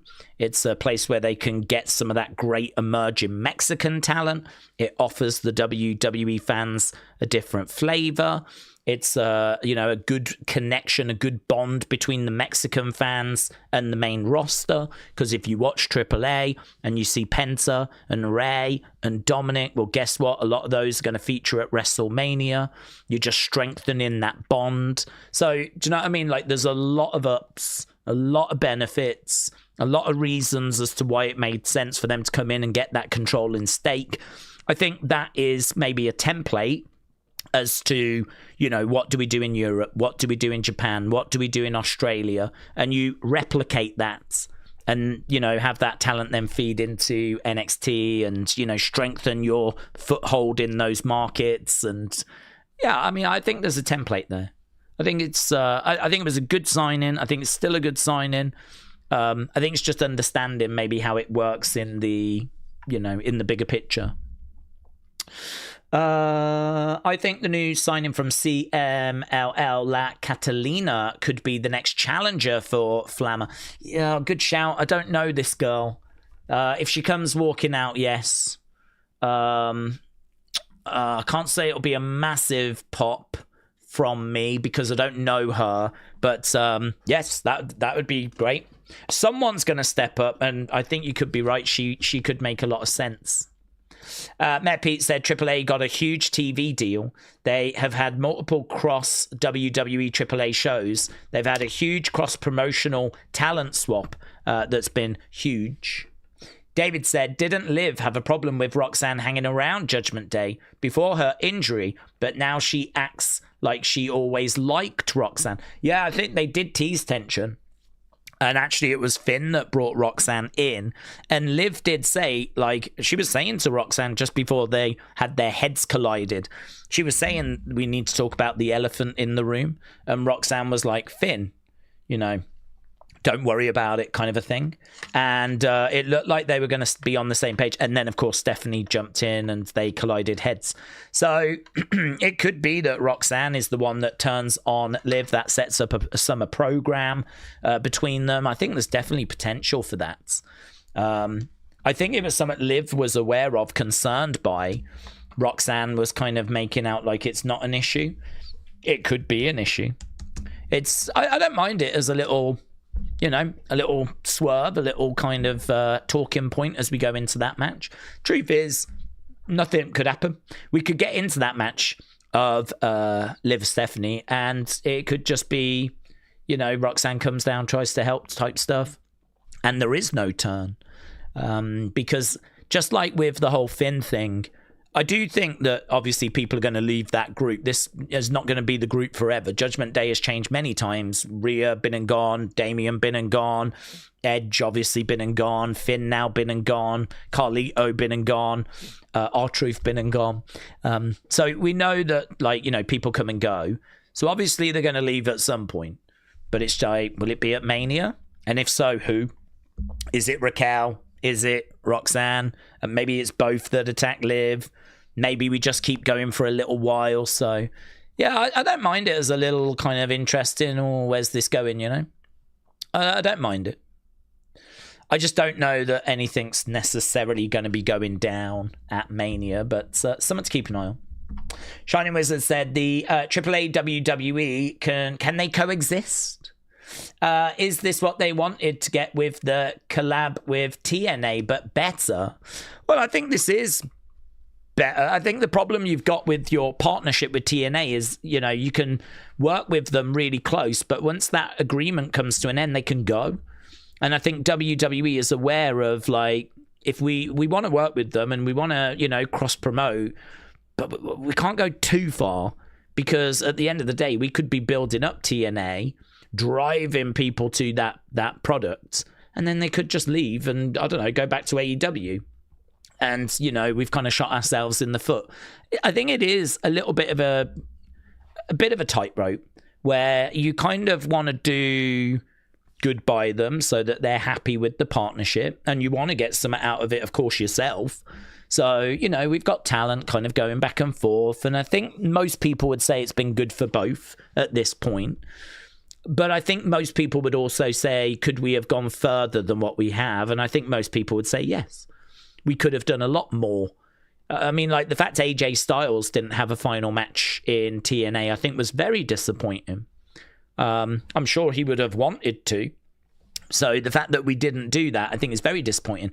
If WWE had a controlling stake in TNA like they do with AAA, where they ain't going to go because we have got, power. We own the company, basically, right? To all intents and purposes. We've got that, 51% ownership. I think you would have seen it'd be very different. And I think you're seeing that with AAA, where Dominic's going, Penta's going, we've got all this stuff that we're doing, Undertaker's helping them book and everything. Compare that to TNA, you can see it's a lot more hands-off. And I think that's because it is just a partnership and it's nothing more. So, but I think it's worked. I think it's been good. It'll be interesting to see kind of how it proceeds moving forwards. Daze, shh, not so loud. R-Truth still thinks he's in Judgment Day, said David. Good point. Trini, hope you're well. Hello. Hello, King Yeti as well. Michael said, do we think that WWE buys New Japan? And do we think that they are with AAA with New Japan? No. Wasn't the graph that Triple H showed earlier that they plan to have NXT Japan? Yeah, I don't think they'd get New Japan, though, because New Japan are working with AEW. So they're not available to kind of work with. They've got a relationship with AEW. WWE right now are actually working with Noah. That's where Inamura came from and went over to NXT. So there is a relationship that WWE have with Noah. I think if WWE were going to work with anyone, it might be Noah. It might be All Japan. Japan has actually got several decent promotions. Obviously the biggest is New Japan. That's the one that you would want to work with. But there's a lot of strategic moves happening at the moment because WWE are obviously working with well, they've got a controlling stake with AAA. They're working with TNA. They're working with Noah. And AEW are working with New Japan. They're working with Stardom. They've got like agreements with people that they're working with as well, and obviously they purchased Ring of Honor, and that's been brought into their umbrella as well. So there's kind of all this like strategic movement that's going on. It's very interesting to watch from a business point of view. Probably a bit boring for the average fan, but no, sadly I can't see us being able to come in and work with New Japan. I'm not sure of the legality of that relationship between them and AEW, but Tony has always made out that relationship is rock solid. I remember when word came out, Nick Khan had actually spoke to New Japan, and actually Tony came out, I don't know if it was on a show, and he was like, oh, you've been talking to New Japan, have you, Khan, Nick Khan? Well, let me tell you, there's only room for one Khan round here. And he kind of went off saying that he's got this arrangement with New Japan and, nothing's going to change that and it's watertight. And I think they did have words, if rumors are to be believed, that WWE did have words with New Japan, maybe try to steal them away from AEW, but I don't think that's going to be possible. It seems like that relationship's very strong. Robbie said, Shining Wizards, I am fairly certain WWE is financially helping TNA, but we just don't hear about it. Trini said, I know the general public is taught to believe that big business and corporation is automatically bad, but the fundamental truth of business is that without them, smaller businesses can't survive, maybe? Can't survive. Kieran, shout out to you, said, hope you're doing well, Daze, and everyone else. Yes, and you, Buds. I hope you've had a good day, as we are just 26 minutes away from getting into AAA. If you are just joining us, we've got 2 matches tonight. We got an Intercontinental Championship match, which really looking forward to. I'm guessing that's our main event. I don't know, maybe Flammer Celebration might close out the show, depending who steps to her. But Flammer has got a celebration. She's their longest reigning women's champ. That's going to be good. I don't know much about her, but her match with Bayley was an absolute banger. Really enjoyed it. And so she's someone I really want to see compete again. So Flammer title celebration, Intercontinental Championship match, and we've also got Chad Gable, OG Americano. He's going to be in action. He's taking on Octagon Jr. That match coming up tonight as well. I think the whole thing's like an hour and something. So just such an easy watch. Such an easy watch. I'm very much in the mood for this show tonight, I gotta tell you. Very much in the mood. Dean said, Days, I'm on my way to the beach with the wife and the stepdaughter. Question though, have fun by the way. Question though, what do we think about my theory with Maxine helping the Vision? Well, yeah, I agree. I think that obviously we've seen twice now her working with or being spoken to by Theory. And I could definitely see that leading to, her kind of joining that group. I think we were talking about it yesterday. Her as a valet is, thumbs up from me.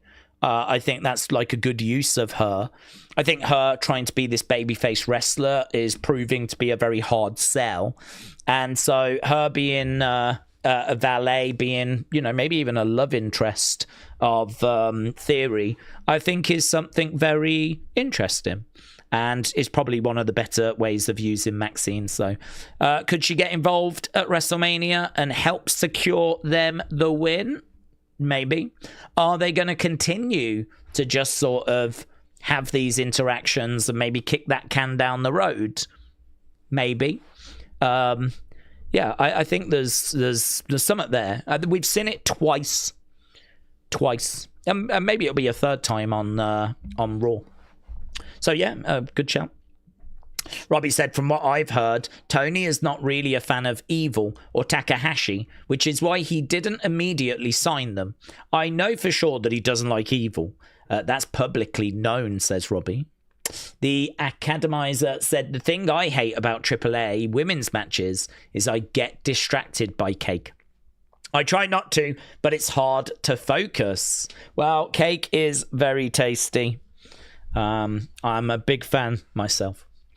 Carr said, Daze, do we think that the AAA talent will be in the Andre Battle Royal? I was not anticipating that. I suppose not impossible, because there have been occasions where we've had some AAA talent like Mr. Iguana appearing on Raw SmackDown. I forget which one. So, yeah, no, not something I'd actually been considering.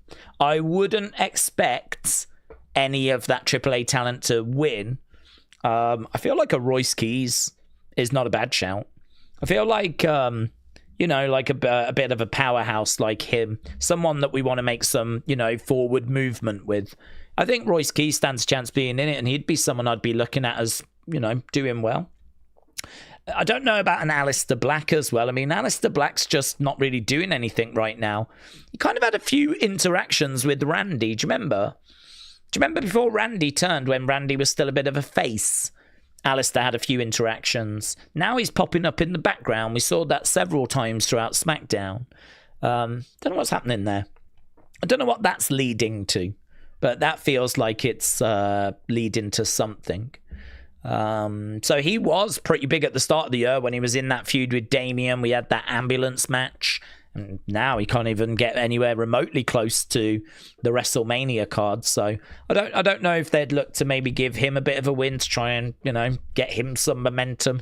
But I'd be thinking it'd be a name like that. Maybe even a Danhausen. People love Danhausen. I don't think they'll do that, because I think Danhausen will do something at WrestleMania. I think he'll have a moment at WrestleMania. So I don't think they'll give him a Battle Royal win. I think Royce Keys might be what I'm leaning to on that. But yeah, good shout. I think there could be some AAA additions. Do we think Royce and Solo will be the final two, said Rapturous? I haven't thought about it. I mean, yeah, I would say Royce is probably my pick to win it. Solo's going to be in that match, isn't he, with the Wyatts? So that might tick the box for him. So because we've got I think is it a street fight between the Wyatts and the MFTs, we might not see anyone that features in the Andre Battle Royal. So I think I'm going to lean towards no, that he's not going to get in the match and into the final two. But Royce Keys definitely in my thoughts. Trini said this show is available on YouTube and Fox in Mexico. Did they formally announce the Battle Royal last night? We didn't see anything in the arena. Yeah, they did, yeah. Yeah, they did. They announced Wyatt 6 MFTs and the Andre Battle Royal.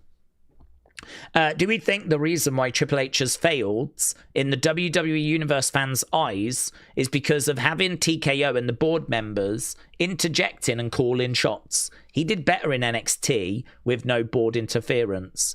I don't think that's the issue. I think, again, I'm going to go back to, is it analogy? I think the difference between booking NXT and booking Raw and SmackDown is like the difference between flying a plane and flying a rocket to the moon. Like they're both flying, but they are so drastically different in scope and scale that it's kind of hard to compare. And so, booking NXT, which is like 1-2 hour show, and actually when Triple H was booking it, it was an hour for a lot of its life, right? When it was on the network. And you didn't have to feature everyone every week. And you had some of the best indie talent coming in. Now we've got next in line talent that are having to learn from scratch. A lot of the talent that we were using back then was a lot of indie talent, right? There were still people learning from scratch. I don't think Charlotte had a lot of previous experience, but, Sasha had, Becky had, Bayley had, Finn Balor had, Kevin Owens had, Sami Zayn had. Like, there was a lot of people that were coming in from the indies that kind of knew the basics of how to work. And we didn't even have to feature everyone every single week. So, he was building feuds, building matches people wanted to see. No one was getting, overexposed. And it was just great. I mean, it was such a fun show. It was such an easy watch. You couldn't wait to watch the next episodes. And there was loads of great talent to pick from and choose from. We were bringing in people like Shinsuke from New Japan, bringing in people like Asuka as well, you know, one of the top female talents. I mean, like that and the excitement of that compared to 5.5 hours of Raw and SmackDown every single week, featuring a lot of like stars that you've got to overexpose. You know, you've got to bring out people every week to keep their stories going. Yeah, and a lot of matches that are just like seemingly filler because we got to fill the time, you know? It's so drastically different.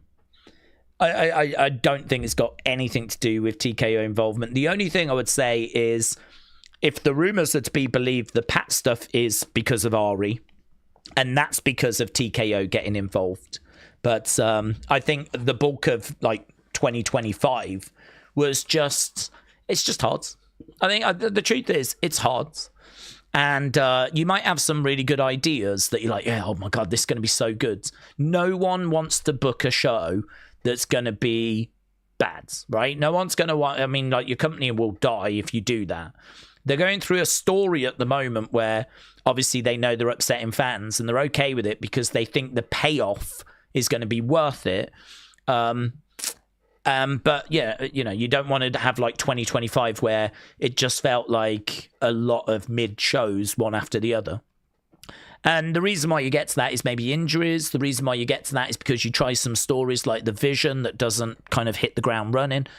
You try the John Cena heel turn that people just don't take to. You're trying to build stars, sink or swim. There's no guarantee they're going to swim. You know, you give Jade Cargill the opportunity to be women's champion. And of course, you know, you've got to then give her good challengers. And I mean, that division didn't really have many great challengers. And so, you know, she goes into a program with Jordynne Grace. It was okay. I don't think it was blowing anyone's minds. But I mean, it wasn't really good enough, if we're going to be brutally honest.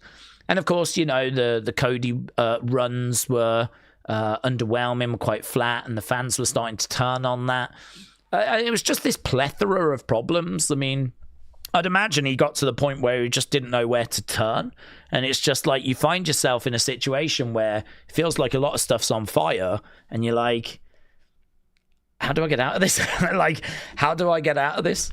It's hard, really, really difficult. Because you're dealing with so many moving parts. Not only have you got injuries, but there is underperformance. And then, of course, the lack of house shows, as we know, seems to be resulting in the match quality decreasing. And that's been a challenge in its own right. So, yeah, it's hard. It's very, very difficult. This is why the calls for Undertaker to replace him, or the calls for Shawn to replace him, or the calls for Vince to come back, I think are really wide of the mark. I'm not saying that it's wrong to sort of want that and to see what it looks like, but I do not subscribe to the idea that that's the magic fix, because I just think that it's so wildly different what they're doing compared to what the job is, that it's like, if Undertaker took over, I would expect there to be a bump because people would be excited to see what he could do. He'd have some fresh ideas. I'm sure that there'd be that honeymoon period, and then genuinely, I think it would slowly start to catch up where, okay, you can't do that story because of this injury, and such has just fallen out with this person, so you can't do that. All of a sudden now, the fans aren't keen on this, so do we change direction? Even if you really believe in it, do we change direction? Because the fans don't like it. And, you know, it's okay, right? Well, who's starting to sell? And then all of it, do you know what I mean? Like, those great ideas you had, you get through, and then all of a sudden you're in this period where you're having to use the data, you're having to, you know, you're 2 years down the road, and all of a sudden now you're in the rhythm of it. All of a sudden your great ideas have been used, and you are now in a point where it's like, what have you got now? And who are you going to move with now? And who do the fans want? And how are you going to use them? And you can't do that because that person's injured. And you can't do that because that person's contract's coming to an end and we don't know if they're going to renew. And we do need to cut the budget, actually. So who are you going to cut? And, okay, you can bring some people up from NXT. Might take you a while to get them over, and you know, what are you going to do with them when you bring them? And it's just constant, isn't it? It is so. It's. I don't know how you turn off. Actually, how does he ever find time to just switch off and just try and? I don't know about you, but if I was in that position, I think it'd be so easy to burn out. So easy to just like, because you wouldn't be able to stop thinking about it. Do you know what I mean? You just, even though you'd want to, how would you stop thinking about it?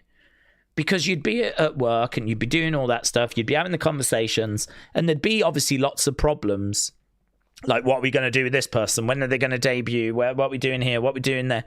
And you can have all the conversations, and then the meeting ends. And how would you not still be going over it in your head?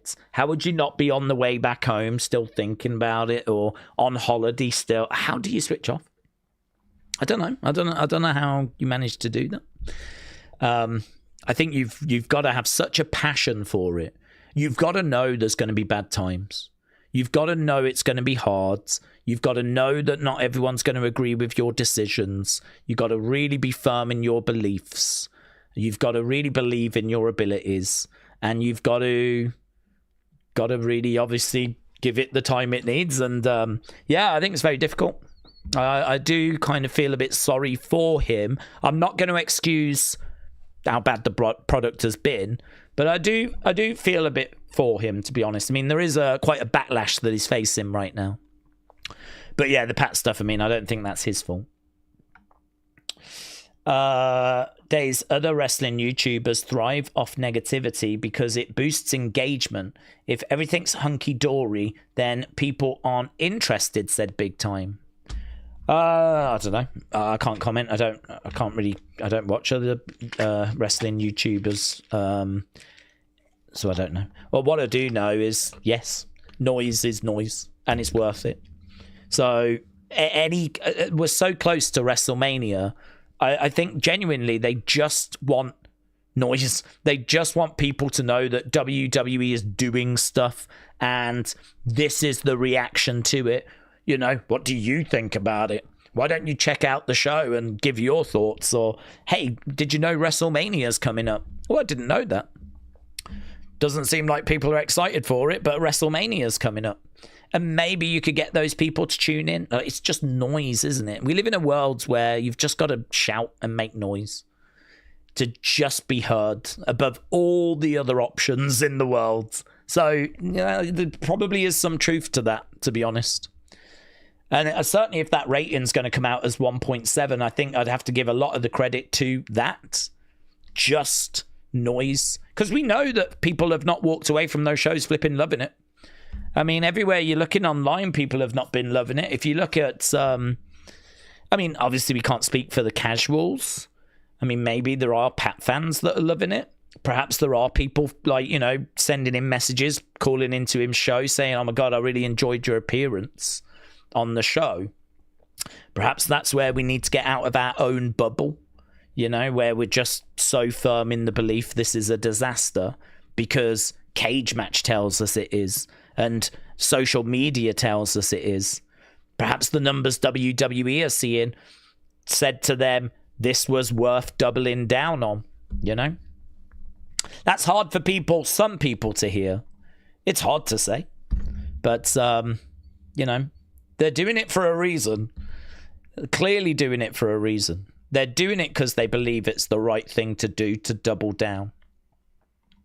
Okay, we are getting closer than close. We are starting our coverage of AAA in 9 minutes' time. Don't forget, we're back again tomorrow. For those of you that just can't bear to be without wrestling, because it is such a comfort blanket, which is me.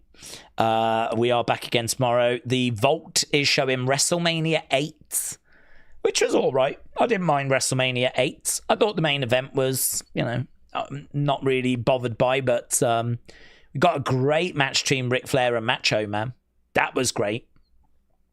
And a few others like Rowdy Roddy Piper against Bret the Hitman Hart. That was also great. So definitely a WrestleMania worth a watch if you've never seen it. Lots of throwaway matches as well, if we're going to be honest. Okie doke. Let's go. 8 minutes. Let's go. I want to enjoy things without just going too deep into them, says Trini. Especially things that are meant to distract me from the real world, like wrestling, says Trini. I agree with that. I agree.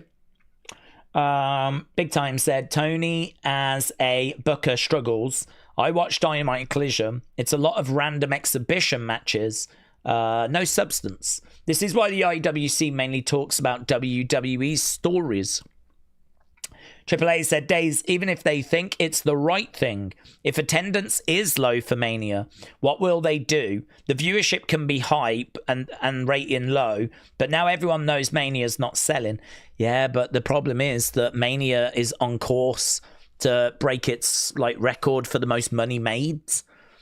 I mean, this idea that tickets are down and it's a disaster is certainly one part of the story. Obviously, the optics, they would love for that stadium to look full. And at the moment, it's at 40,000, and that stadium can hold way more than 40,000. But, they have sold those tickets at a very, very high price, and they are going to make an absolute ton of money. So there is no death of WWE. We're not necessarily witnessing the final days of WWE, right? Obviously, if it continues to upset people to the scale that it's doing, it'll be interesting to see as to where it leads. But I would imagine they would change course before, anything really sets in. I think for the couple of weeks of upset that they've caused in particular with the Pat story, the belief is that the payoff will be worth it. The belief is that when we get to WrestleMania, the fans will come back on side, or, when this story reaches its, conclusion, people will look back and go, do you know what? It was worth it. It reminds me a lot of Cody not winning at 39 and then going to 40 and winning at 40. And a lot of people at the end of 39 were really disappointed. They thought that was where the story was going to end. Believe it or not, there was a lot of people saying, I'm so done with the bloodline. They always have outside interference. And it's funny now to look back and think that that was part of the conversation, because the bloodline is such a beloved story. But there was heartache and upset, and there was people really sad about Cody not finishing the story at 39. But then he finished it at 40, and it was done in such an amazing way that I think we would agree that it was the right call. And so I think here we are, in another situation where we've got a story that's upsetting people. I wonder if by the time it's done, the majority will say that was all worth it. That, to me, is what WWE are gambling on. I mean, do you remember what Stephanie said? She's always said from the beginning, WWE is about putting smiles on people's faces. That's what we do. We put smiles on people's faces. Now, obviously, they've not been doing that so much over the last couple of weeks, but they've got to have the belief that ultimately that's where they will end up. So, yeah, it's this. I genuinely believe that Triple H is not worried, Pat's not worried, TKO necessarily, I think, are a bit worried, right? I think they are a bit worried. I think their problem is that ESPN are not very happy with some of the numbers. So they need to get more people tuning into ESPN. So I think there are parts of the business, they'd like more ticket sales. They'd like more people tuning in on ESPN. They're obviously looking at the business, and they're, we need a bit more there. We need a bit more there. You're always going to have that. You're always going to have that. I don't think you're ever going to be flying in all areas. You're always going to be, we need to do a bit there. We need a bit of support there, whatever it might be. So I think, this is why Pat's been kind of put into this situation. And ultimately, I think they're of the belief it'll work out. But I don't even think that necessarily the low ticket prices are going to be a long-term problem. I just think they're trying to get what they can right now. They've got a lot of money out of it already. But can they just squeeze that little bit more? What do we need to do? How do we kind of get a bit more people into that building? If we drop 25% the week before, what will that do to ticket sales? Blah, blah, blah, blah, blah. You know? Can that get a few more people in? What does that do to the number? We were hoping for that. We're going to end with that. That's okay. We can do that. I think that's what they're looking. I don't know that there's like running around panic. Oh my God, what are we going to do? Because I think they've made so much money out of this WrestleMania. It's on track to be one of the highest grossing shows in WWE history. That can't be a bad thing. Days for me personally, I think TNA NXT feels like WWE seem to interject D-list celebrities and they have underwhelming stories. Yeah, I can understand. Certainly, I can understand right now. I think a lot of people would say that's their kind of frustration at the moment. Right, where are we? 3 minutes. 3 minutes. Carlos Silva at TNA Rebellion just got rained on with booze, says Big Time. It sucks that single prices are so high, said Tony. Hello, Tony. Hope you're well. So high that fans can't take their kids to become future fans. It's so expensive. I really wanted to take my son. I think they have said that they're looking to reduce ticket pricing over the summer. I think part of that is because of maybe even the World Cup, where obviously the World Cup's going to be taking a lot of focus, might be taking a lot of viewerships. Could be a lot of people going to those matches rather than going to wrestling. So there has been reports of ticket price reductions throughout the summer.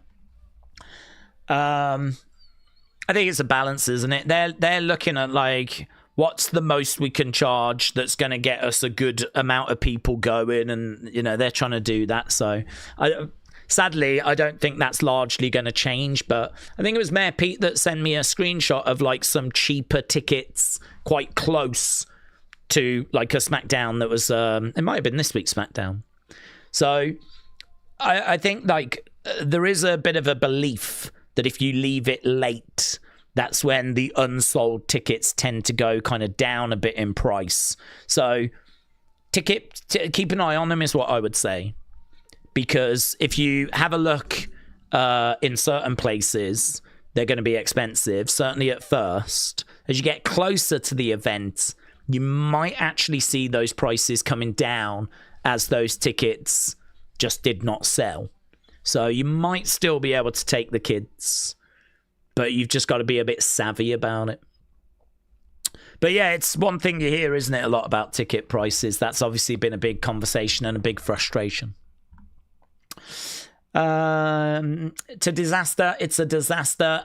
Ari is a talent manager for Pat, who happens to be CEO, said H. Rose of WWE. He wants to make him the next Sylvester Stallone, so the way to do it is to use Randy and Cody.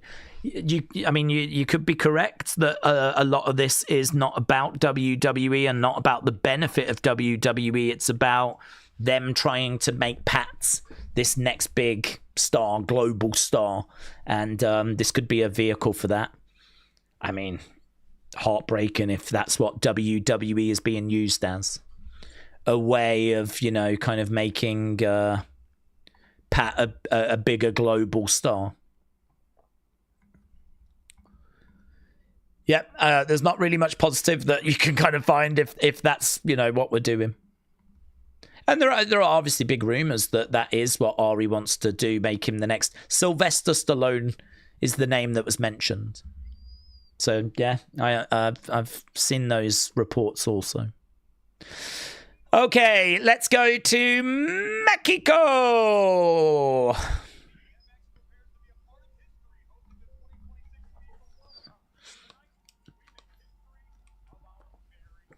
We are in Mexico City. Oh, no. Oh, there is Flammer.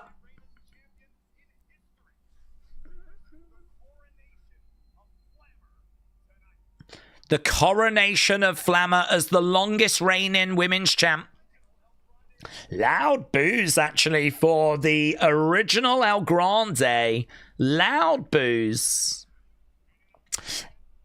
More boos. Maybe even louder boos for Vikingo. Challenger Dark, hello, my friends. Hope you are well. Challenger Dark said, Daze, I'm in and out of wrestling, but when I go back, I can count on you to make the best content. Thank you for all you do. Will you be back? When will you be back in the States? Well, thank you, my friends. I don't have any plans at the moment, to be honest. I always find I have to sort of save up for those trips because I go to a lot of Walmarts and do a lot of figure hunting, and obviously it's just expensive in general. So I do love America. I will absolutely be back at some point, but nothing on the agenda at the moment. But yeah, thank you for the kind words, my friends. Hope you enjoy AAA tonight. We're actually starting off with the Flammer Celebration. So this is where we could get, I would be expecting someone to step up to her. I don't know if I'm going to know that person. I think what Robbie said about La Catalina is probably a good shout. She is someone that featured in CMLL. I think they wanted to keep her. She ended up leaving. Reports are she is on her way to, I think, AAA in particular. So yes, this would make a lot of sense if that's the direction we're going. Flammer then getting her intro.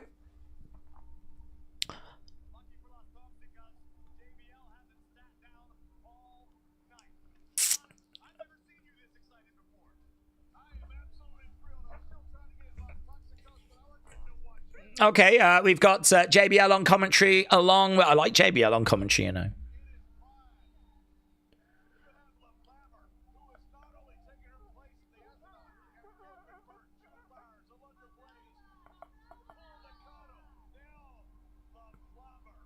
Okay, JBL really talking about Flammer in very glowing fashion. Talking about Mildred Burke, talking about Bull Nakano, talking about some of those great women's wrestlers from the past. Flammer is in the ring. Flammer's music's a banger, said Dr. Lucha Lala. Robbie said, I would still seriously consider going to WrestleMania 43. It's going to be my best chance to go for a decent price. How will WrestleMania week work next year for indie promotions? Yeah, I mean, that's a concern for them. I can't really speak for them, to be honest. Because that's a decision they're going to have to make. But I've heard AEW kind of really speculating about maybe they're going to put on a show in America next year at the same time. And that would attract the indies. If they put on a big stadium show next year in America around the same time, you might find the indies kind of surrounding that more so than travel to Saudi and go to... It's got to weigh it up, haven't you? Flying over to Saudi, because you're still going to have fans that are over there, but is that going to be a fan base that's going to care about GC dub? Or are those, you know, just casual WWE fans? That's going to be a hard one for the indie promotions to have to work out. I could genuinely see maybe one or two go over, but I think most will probably stay in America and just hope that AEW put on a big stadium show and they'll just be a part of that build. Right now we got a video package just talking about... the amazing achievements of Flammer. She's been champ for 900 odd days. I don't know what number we're up to. They're just showing 966.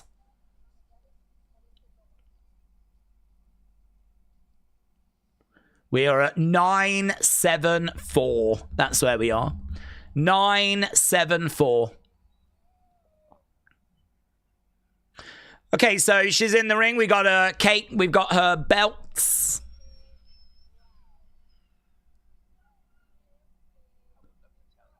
Rey Mysterio translating, of course. Tony said, I'd love to go to SummerSlam or maybe Money in the Bank as like a 40th birthday trip. I'm turning 40 in July. Treat yourself. Again, if you wait last minute, you might find some cheaper tickets.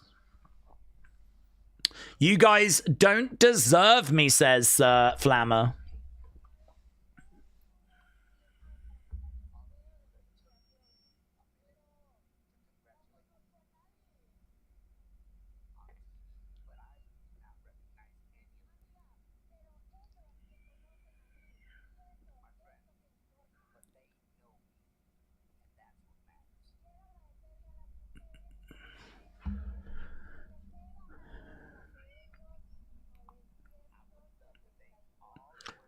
I'd love to thank all the women that I've beaten.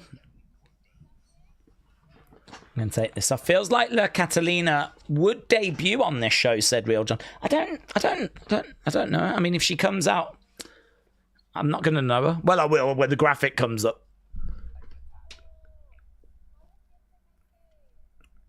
That's a match I'd watch, though. I'd be very, very interested because there has been some chatter around her. And they're doing a great job of, like, you know, presenting Flammer as a big deal. I don't think they've built the women very well at all, actually. Obviously, you've got people like Mr. Iguana. He's probably been the most successful. Vikingo, whatever. But when it comes to the women, I haven't really been showcasing them as much, so Flammer's definitely the one that's on my radar, though.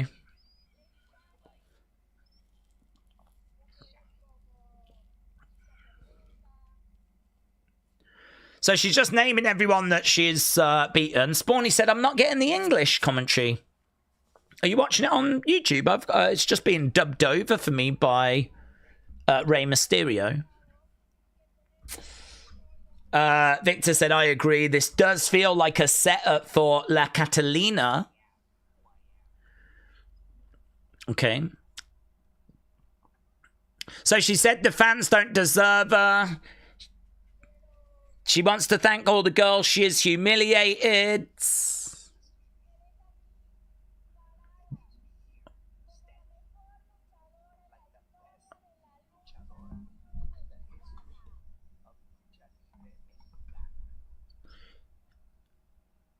Loud booze. I've destroyed all of them. There's no one left. These are famous last words, aren't they? I've destroyed them all. There's no one left. I'm untouchable.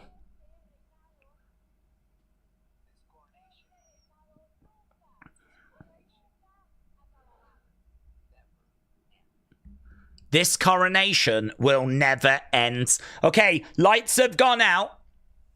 Flammer has just spent a long time going off on fans,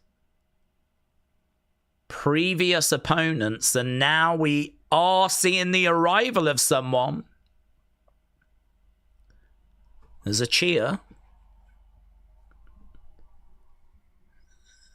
Someone driving, making their way over. It's very elaborate. It is La Catalina on the license plates. Okay, nice pop.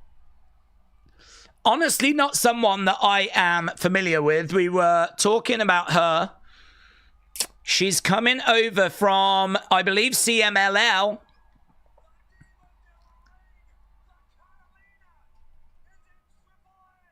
Yeah, look, Corey Graves is excited. La Catalina making her way down. That was a fun video package.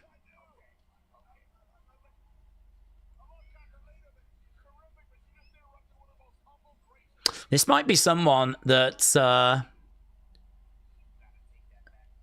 is going to feature within the WWE universe.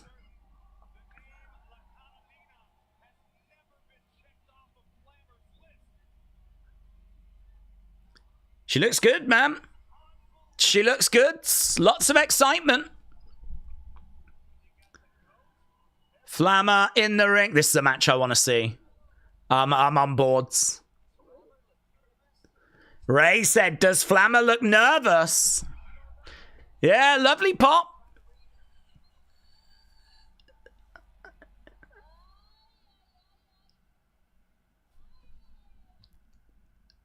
She's loving it, man. She's loving it.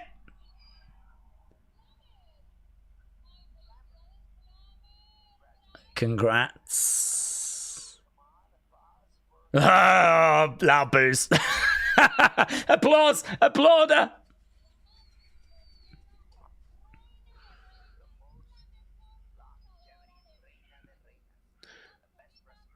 How old is she?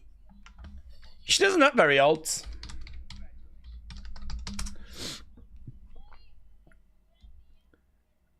Uh, 25. She's 25 years old.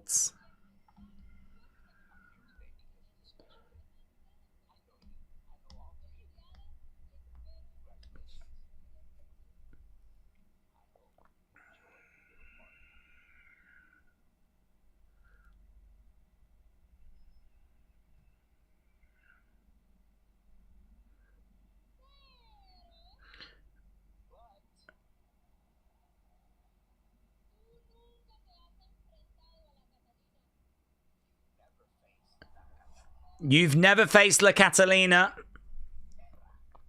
Bang. 25 years old, apparently. Kit coming in. She could spend like a year or two. Maybe start featuring a bit on NXT. Into the cake. Into the cake.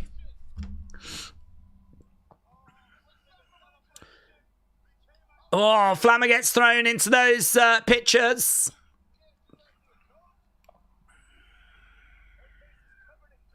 Yeah, it's a horrible looking cake, isn't it?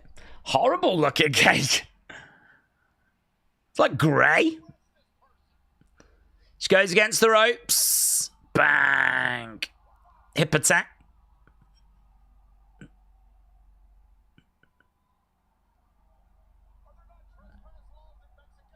All right, looks like as the belt got some cake on it. Looked like she was just wiping off a bit of the cake that was on the belt, but she holds up that championship.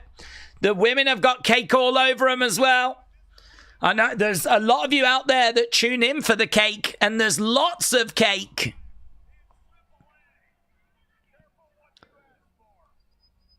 Those shorts are wild, aren't they? It should have been me, said that people.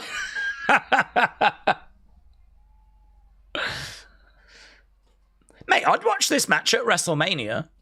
La Catalina against Flammer. Flammer, longest reigning AAA champion. La Catalina, a little bit of buzz online for her, coming in from CMLL. 25 years old. She looks great. Put it on the kickoff show at WrestleMania, you cowards. I'd watch this. A Big Time said AAA is like what AEW is to WWE, and CMLL is basically Mexico's version of WWE. So we are the rebel company. Chris said, I just got here. It's obvious you're not doing the UFC pay-per-view.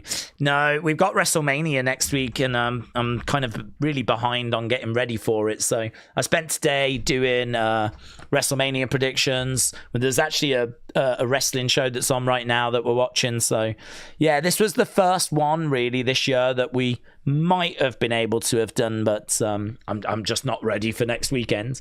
Next weekend, obviously, for our channel is arguably the biggest weekend, what with it being WrestleMania, so everything's just kind of focused on that at the moment. But yeah, I hope you have UFC shows going well. Hope it's good. Dr. Lucha Lala said it's a great addition to the roster, but they do need more. A lot of work to build up this women's division.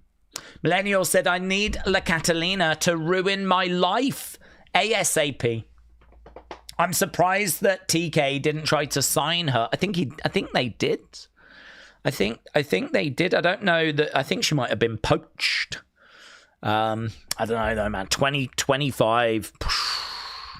Got a great Great future ahead of her. She looks great. I just read, actually, that she used to be in WWE under a mask. If it's the girl I'm thinking of that kind of used to hang around with, like, Sin Cara or whatever, she made a few appearances. And, she looks different. Obviously, she was wearing a mask before. And that was that was, like, just around pre-pandemic. So, I mean, you're going back a good number of years. She must have been like 19 or something. She's 25 now. Guessing she's been in wrestling kind of all throughout that time. Guessing that she's got, a real quality to her work if she's gained all of that experience. Certainly a buzz online when it seemed like she was coming over. Yeah, great. What a great start. Loved it. AAA just continues to just satisfy. I mean, yeah, really good, really fun. Daze, WWE has been making AEW CMLL sweat because they're locking down talent due to dual contracts to avoid WWE scooping them. They don't want AAA gaining market share. Yeah, well, definitely that's the war, isn't it? AAA battling with CMLL. I mean, they've been at battle for a long time, but yeah, with WWE's involvement, that's got to have been a great boost to AAA.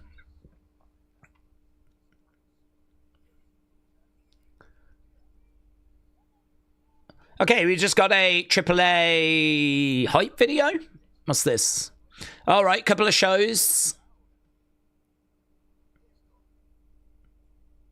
in Mexico.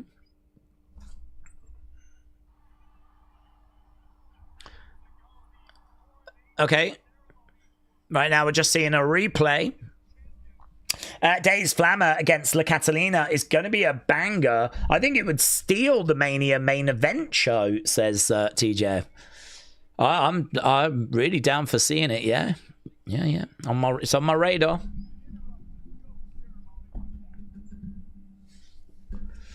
Okay, we should be going, I'm guessing, to the Americano one. Octagon coming out, is he?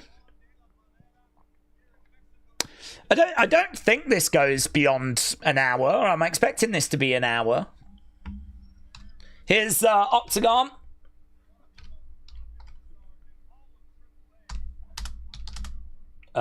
Taken on OG Americano. Octagon Jr. really, but that's fine. That's fine. Right. Daze Flammer, La Catalina is banger. Dr. Jala said, I'm surprised they haven't thrown Lola Vice to the main title scene, says Dr. Luchalala. Let's go Americano, said the one. Rapturous said, Daze, the best thing that can happen this episode is Ray being on commentary and then getting jumped by JD and Dom inadvertently causes Vikingo to lose, which leads to him being added to the ladder match. It'd be great if Vikingo was in the ladder match. I think it'd be great. I mean, that's just a multi-man fun match. I don't really understand why you don't put a AAA sort of talent in there.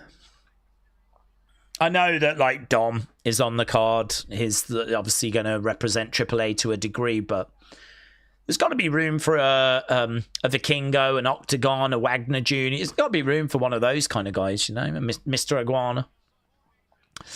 Here we go, the original El Grande making his way down. All the fans are booing away. I don't know what it was. He just knocks them out of that guy's hands as he's making his way down to the ring. People sticking up the finger.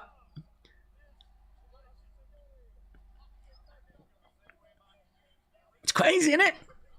It's crazy that we've managed to find a way of using Ludwig and Chad Gable, and they are generating such noise.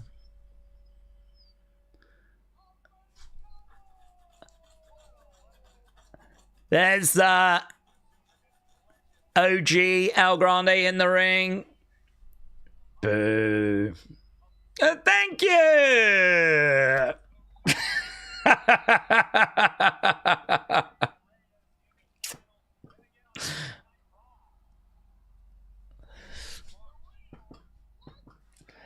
Loud boos for... okay, Octagon throws his hands up. He gets a loud cheer.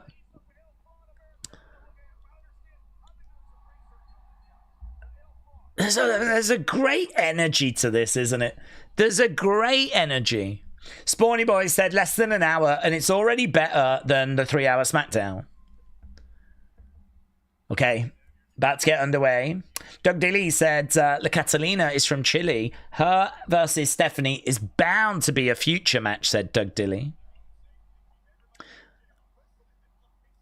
Okay, here we go. They're locking up and we're underway. Alex said a banger from NXT that I completely forgot about was Angel Garza versus Lio Rush in 2019. I was watching that earlier today.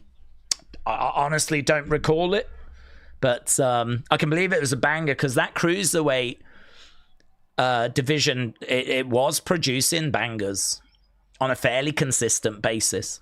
And that sounds like a great match, actually. Okay, OG Americano on the outsides.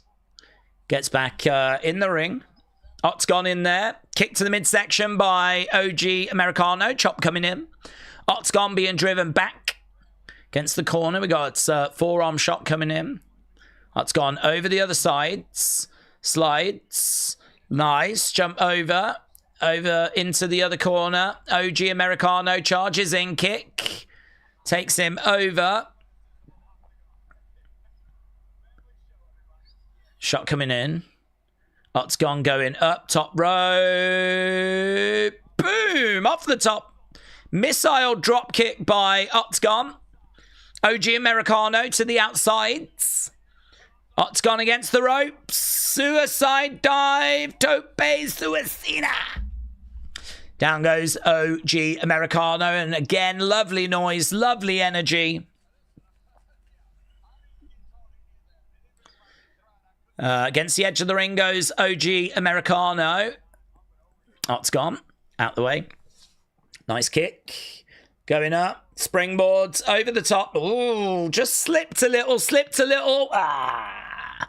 OG Americano capitalizes. Well, it's going to happen, innit? Little slip. Corey Graves said a rare miscalculation from the normal short-footed Octagon. Americano smashing Octagon onto the edge of the ring. Octagon goes down. Loud boos. Lot of action on the outsides. Octagon gets put back into the ring as Americano follows him in. Chop. Down he goes. Gable should just milk this gimmick dry because he got screwed over on the main roster. Imagine that. Imagine showing us back in 2020 what Shorty G would be doing now. Ugh.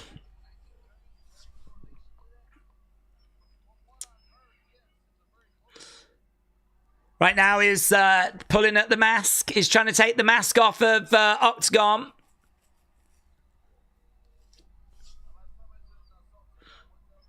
He has undone it. I don't know how loose that mask is now. Octagon going up. Oh, lands on to... Kick to the midsection. Onto Chad Gable. Bang. Enziguri kick. Okay, we got Chad in the corner. We got Octagon over the other side. Don't forget our main event, Intercontinental Championship on the line. Big kick there by Octagon. Americano down, shoulder up. Yeah, crowd is still really invested. Word Live Cena fan said it's interesting that WWE canned the Usos' new theme due to that backlash, but they kept Stephanie's new theme. There was a backlash for her as well. Thoughts? Well, they obviously don't feel like the Stephanie one is a problem. They seem to feel like the Usos one is a problem. Perhaps the backlash was louder from the live crowds. I think what was actually reported was that it was MSG's response to it felt flat. So perhaps the belief was that the backlash. They don't care about online so much. But, yeah, perhaps MSG just made their voices heard a bit louder than when Stephanie's theme debuted. Feet up there by Octagon. Chad looking for the ankle lock. Steve said, I went to Extreme Rules in 2018 and it was Leo Rush against Tozawa as a pre-show dart match, and that was a banger. That was the show with Seth and Ziggler, and the crowd kept counting down. It was so stupid and annoying, says Steve. Oh, the mask's off! The mask's off, and he taps! Oh, the mask came off.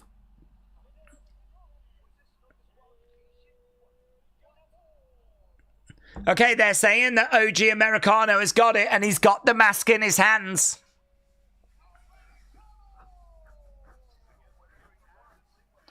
There we go, look. Octagon down, face first, head in his hands.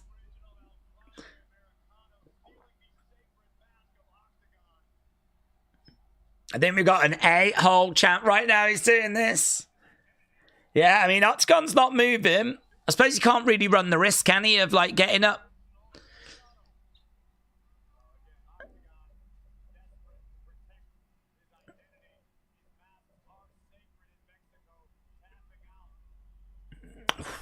That's going to get some heat in it. Chad as a heel is so good, said Jennifer. He's still got that mask, you know. I don't know where Octagon's gone, but...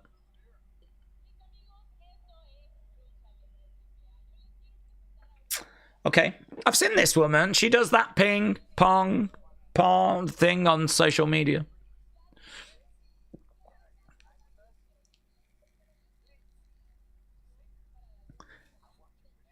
All right, this is a singer.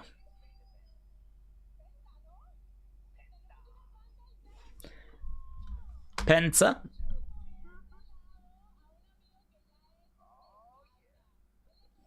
Comedian.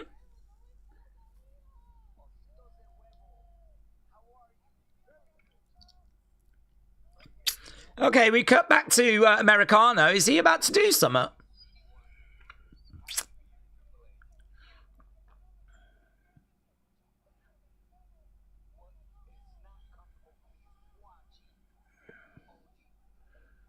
Is he blind? Oh my God! He's grabbed the comedian! He's grabbed this dude! Drags him over the barricade right now! Oh, ankle locks in by OG Americano! Look at this! This comedian's on the outside, tapping away. Big reaction to that. Oh, he's stepping up to this announcing that he's gone. He's snapped. OG Americano has snapped. Why is he going? Why is he going after her? Someone's got to come down. Where's Ludwig? Yeah, big cheer, massive cheer. There he is. There he is. Boom! Like a bullet out of a gun. Ah, we're brawling. We're brawling. We're brawling. Ah! He comes flying down. My God. Oh, it's hot in it. It's hot. Put this on WrestleMania. We need to rebook WrestleMania. Get this on there as well. Ah. We're fighting all the way around by the commentary table. We're stripping the commentary table. Ludwig's taking the jacket off. Let's go. Headbutts kind of spicy, isn't it? There's heat to this. Right now, he's trying to pull at the mask. Low blow. Down goes Ludwig. God, it's good, isn't it? I mean, we had that opening. Oh, it's not finished. Chucks him on that table. Grabs the top of the commentary table. We've had La Catalina arrive. We've had El Grande win a match by removing the mask of his opponent. We've had him murk that comedian. We then had him step up to that announcer woman, who I've seen doing the pong thing when she interviews people. Right now, we got shots coming in. Look, they're still trying to get at each other. It's hot. It's spicy. There's a hatred. There's a hatred. Oh, my God. Let's sack off Cody versus Randy. This is the real main event. Americano, Americano. They're loving it. Ay, caramba, said... Ay, caramba. Whoa, mates. That was good. Deeply satisfying. I'm saying it now. This is better than a couple of the Mania matches, says Jennifer. Really good. I didn't know where we were going with, like, you know, they kept cutting back. I mean, it felt like he was going to step to him, maybe push him over. I didn't expect him to grab, and I think that comedian was blind because he seemed to be blind. And he grabs the guy, pulls him over the barricades, gets him into this ankle lock, right? Comedian's tapping away. I don't mind that as a way of using a celebrity. I don't need to see that guy have a match, but, you know, are you enjoying yourself? Yeah, loving it. Bang, over the barricade, tapping out, yeah, making El Grande look good. And then, yeah, of course, he was stepping up to that woman then. And down came Ludwig, and spicy, really spicy. I don't know when we're going to get that match, but looking forward to when we do. The announcer is Ludwig's real-life girlfriend, said Millennial. Oh, is he seeing her, is he? I don't know. I don't know who people are dating. I just know her as Ping Pong. I don't know what that's about. Whenever she does interviews with wrestlers, she's like, pin, pawn. They say pawn. I don't know what that means. Does anyone know what that means? Pin, pawn, pong. Something like, my name is Ludwig. It's something like that. That's how it comes across. So far it's like 8.9, said Carl. Daze, this should be added to Mania. This is everything SmackDown was not. Yeah. Let us never talk about SmackDown ever again. Even when it's on, let us never talk about it. This is fun. Just really fun. This is what wrestling, this is the wrestling we fell in love with. Just fun. We're having a good time. This is how it should be.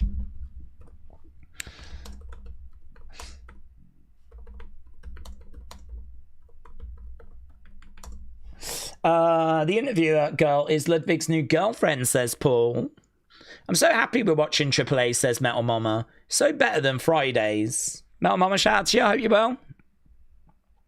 We are at commercial break for anyone that wondered what was going down. We're just at commercial break at the moment. When we come back, we will have the Intercontinental match. That's coming up. And actually, we're going back to it now. I think we probably got about 25 minutes left to go. I enjoyed it, said Suzanne.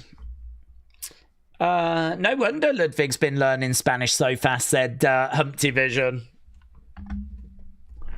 Okay, just another AAA advert.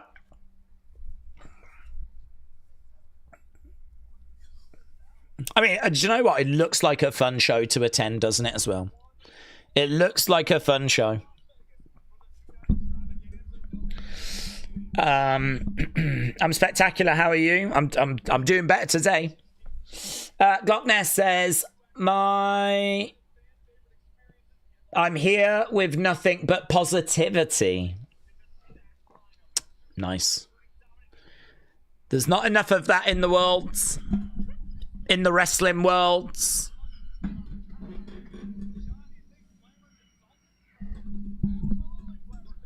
Okay, there's going to be some appearances at WWE Worlds. Okay, loud boos.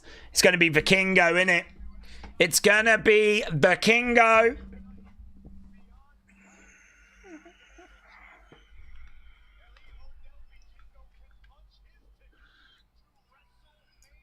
Vikingo can punch his ticket to WrestleMania. This match has got connotations for WrestleMania. Imagine if Vikingo wins and like a load of people like, imagine that breaking news. Do you know what I mean? Breaking news. We got a new Intercontinental champion. What? What do you mean? I didn't even know it was being defended. Yep. It was defended in Mexico, and this is our new champion, Vikingo.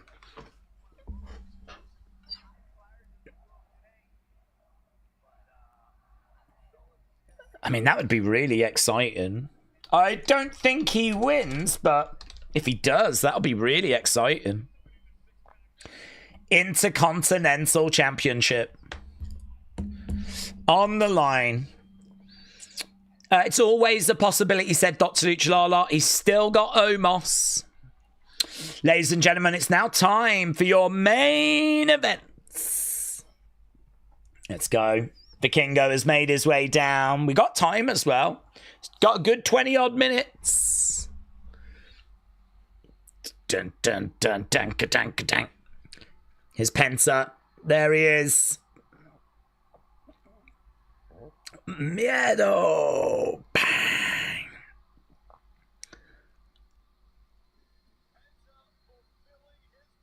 Is this the guy, do you reckon? Is Mystico bigger than Penta? Like from a reaction and a hype and an aura point of view. Is Mystico bigger?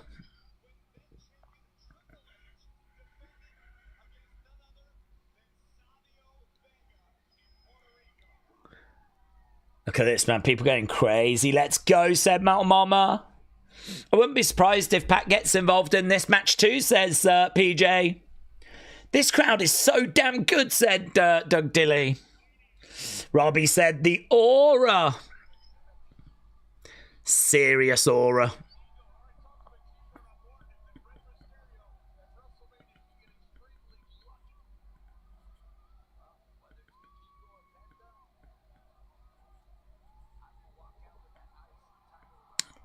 Rey Mysterio said, well, whether it's Vikingo, whether it's Penta, I'm going to be walking out with that Intercontinental title. Rey, of course, is in that ladder match.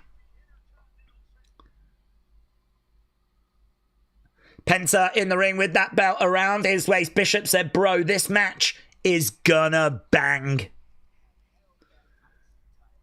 Oh, man, Louds. Now, Pete said CMLL is a bigger promotion, so yes. Days before Miz retires, how do we feel about him having a last good Intercontinental title reign? I don't mind. I don't mind.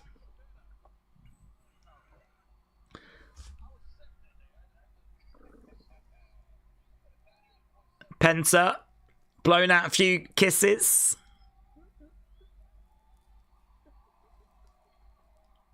Zero Miedo. Today's Americano versus Americano. Mask versus Mask will be more than likely saved for Triple Mania. I agree.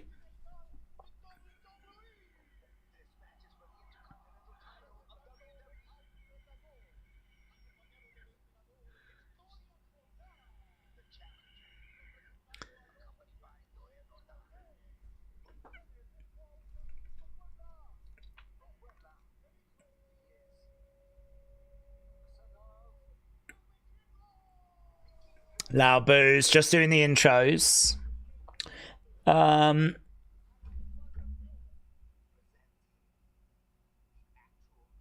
Presenting the actual champ.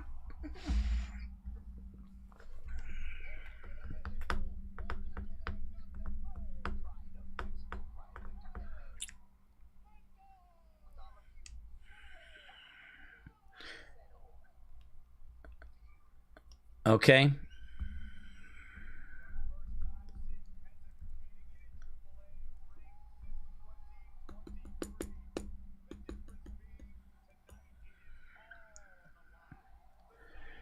Yeah, fans are loud. I mean, they're just chanting Zero Miedo, and it is loud.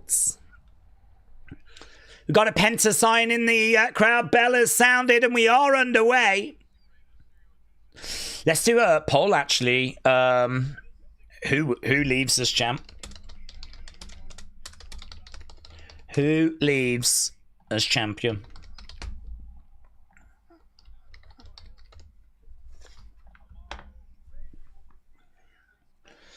Okay, at the moment, they're just trying to gauge the reactions.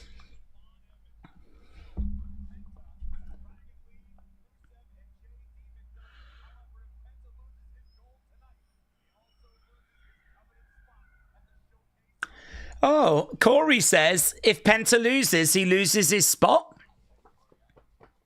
I mean, there's no way Penta's not being at WrestleMania, so.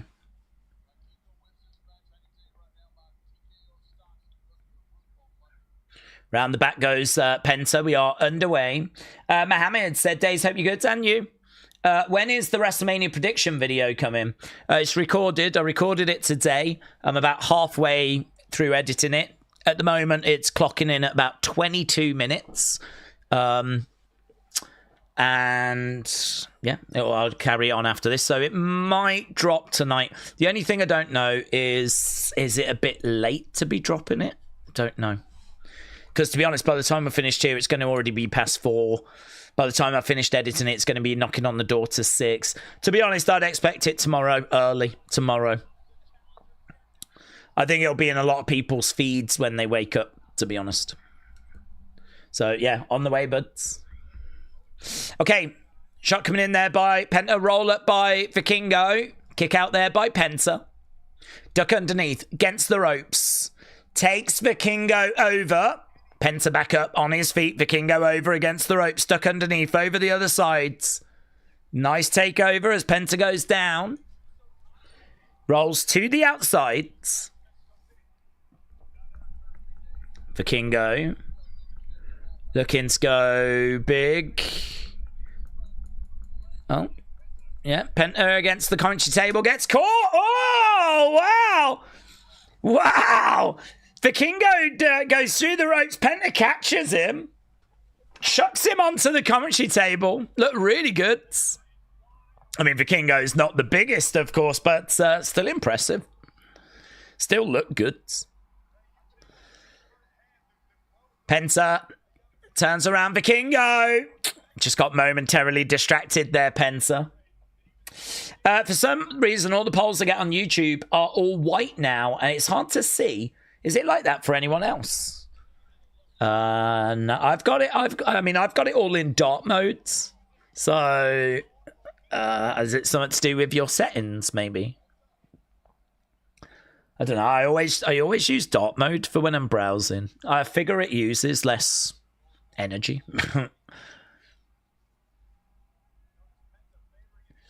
Going over. Grabbing the mask and he's tying it to the rope.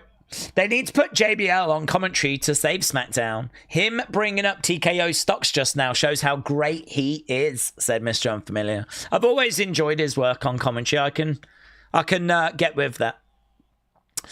Metal Mama said, how do we get 3 hours of AAA and just 1 hour of SmackDown?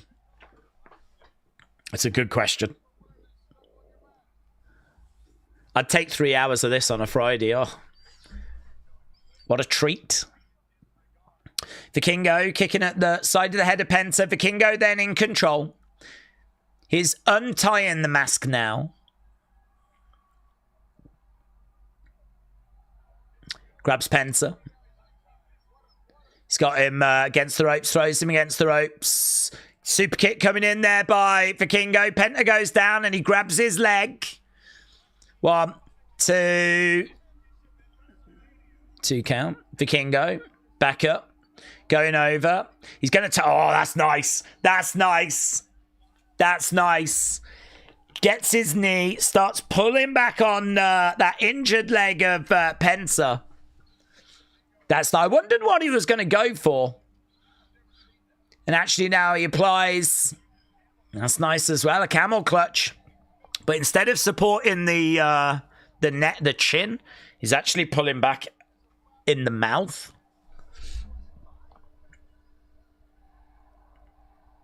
Okay, the fans are cheering away, chanting away. I have a bit of watching uploaded videos when I wake up. Can we add a part that could have been done for a better show as it's lacking many things? Have a bit of a watch in your uploaded videos when I wake up. Can we add a part that could have been done for a show it's lacking many things? I don't know what you mean, but what do you mean? Do you mean like what could have been done instead type thing? Against the ropes. Bang. Oof.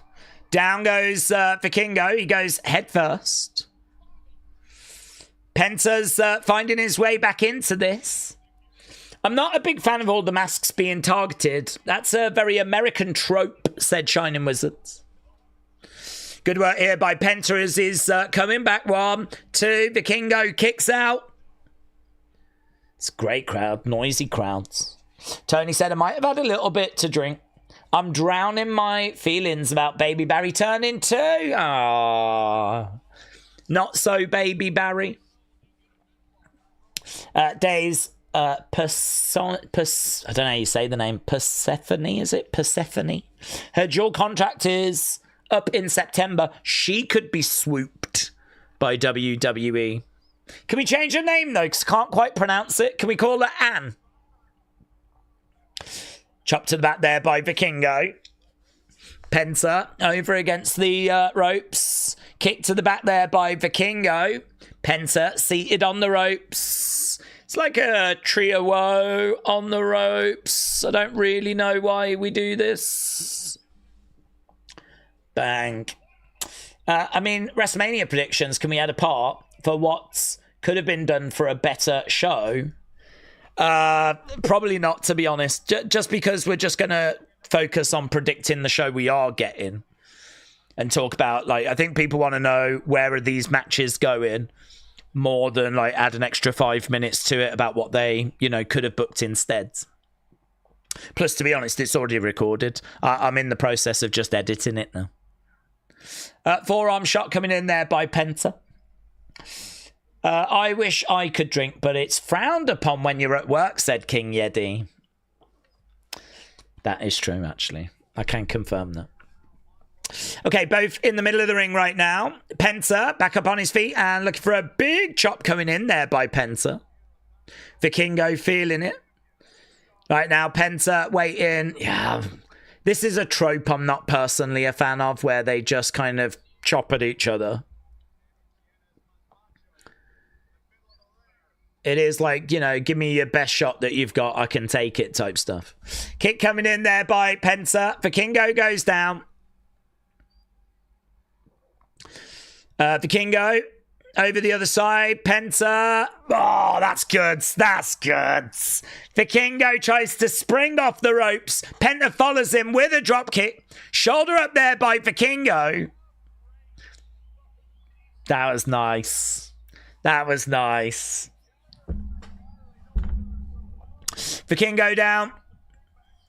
Penta down.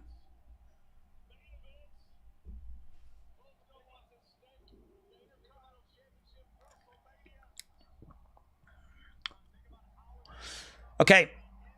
Oh, goes for a big boot. Top rope enziguri by Vikingo. Penta goes down. Vikingo goes back. In the corner, charging in. Double knees. Penta down. In the corner as Vikingo is... What is he doing here? I don't know what he was going for. Whatever it was, it didn't work, and he ends up getting power bombed.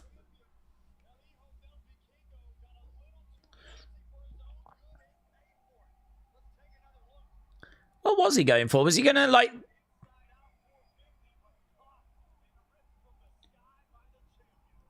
Was he going to come down and maybe, like, try and deliver a drop kick on the way down? Penta's down. Can we trust the betting odds, said Mohammed. They're accurate for Rumbles, but are they accurate for WrestleMania? No, I mean, like, it's only, like, the betting odds tend to move by people betting. So the bookies come out with opening odds, and then as people bet money, that obviously influences the odds. So just gives you an idea of kind of what the fans are expecting. But it's certainly no indication as like, oh, this person's definitely winning.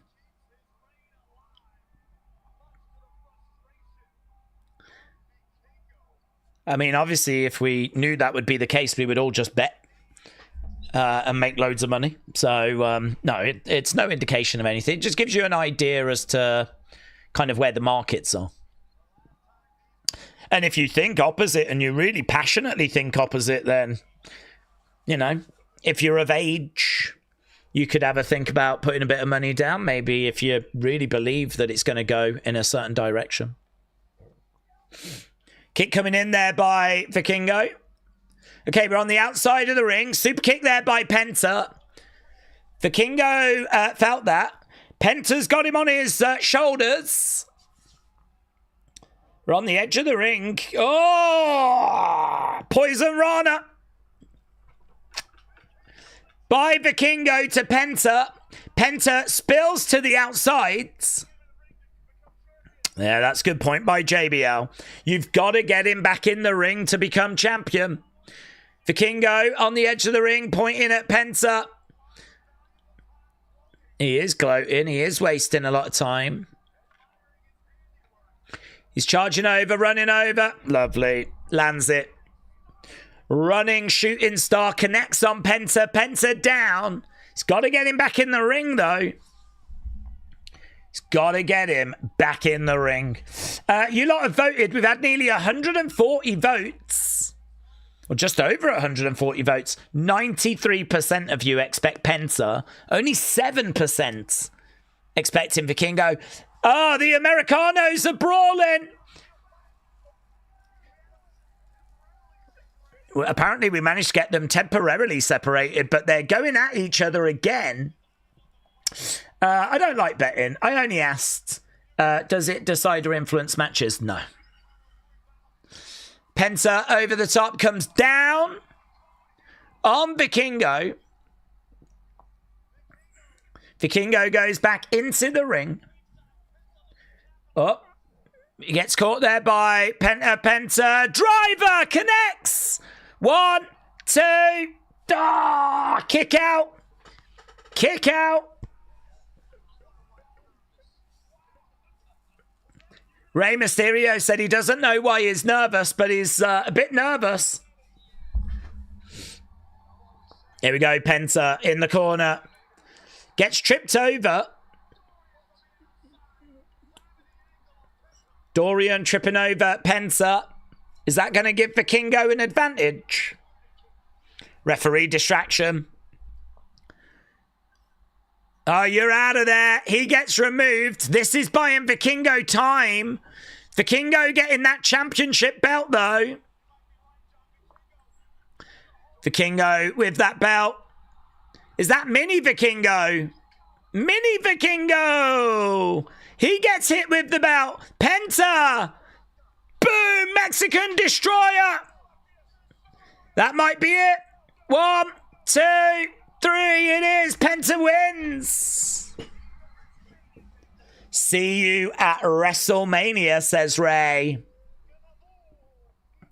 Penta retains.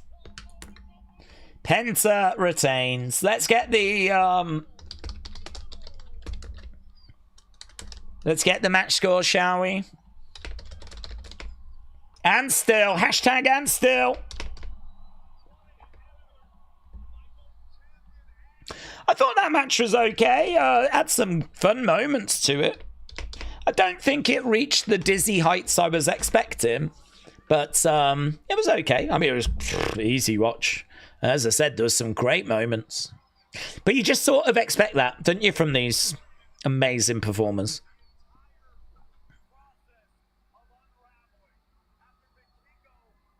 Dun, dun, dun, dun, dun, dun, dun, dun. Homo sapiens, sit down. I'm happy that Penta won, though, said Dr. Luch Lala. Spawny Boy said it was a fun match. Aaron said, hell yeah. Shining Wizard said, excellent. Robbie said, put Vikingo in the ladder match. Corey said, I just doubled my life savings. I'm now at $4.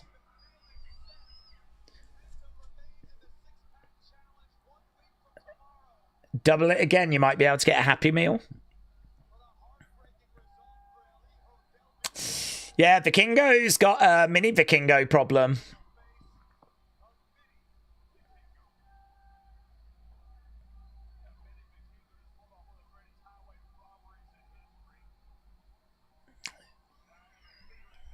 How old's mini Vikingo?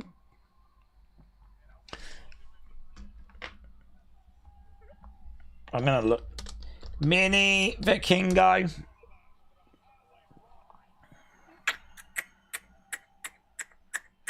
Currently 17. Apparently he's 17. Oh, they're still fighting. They're still brawling. The Americanos are in the crowd now. Oh, my God. We just cannot separate these two at all, can we? Yeah, Mini Vikingo, apparently 17. When's Triple Mania? If this is going to be at Triple Mania, when's Triple Mania? My God. They're really going at it.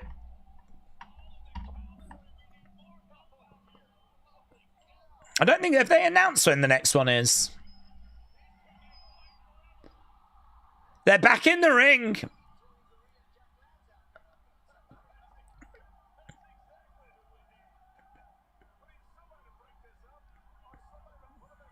They're just both down on the mat.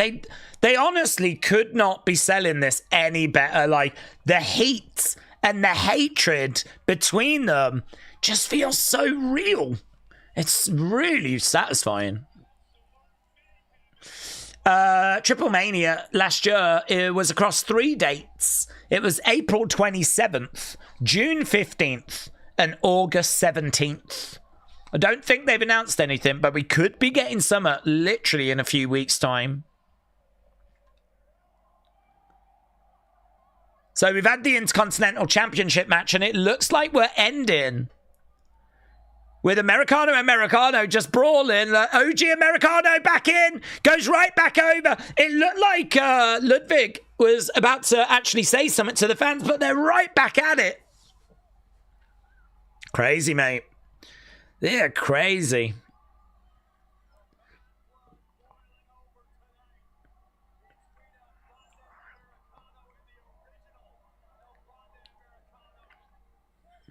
Okay, yeah, he is going to say a few words.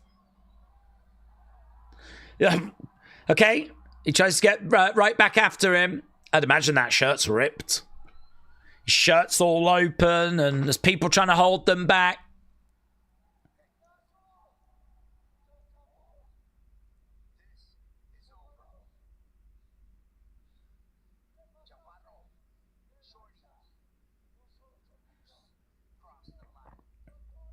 Yeah, there's blood on his shirt, you know. You've crossed the line.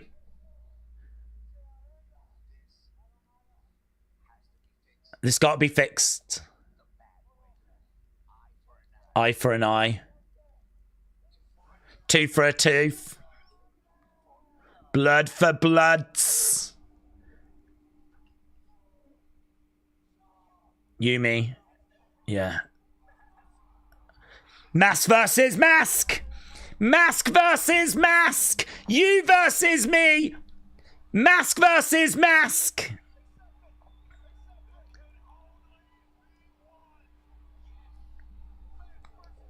Do it at WrestleMania, you cowards.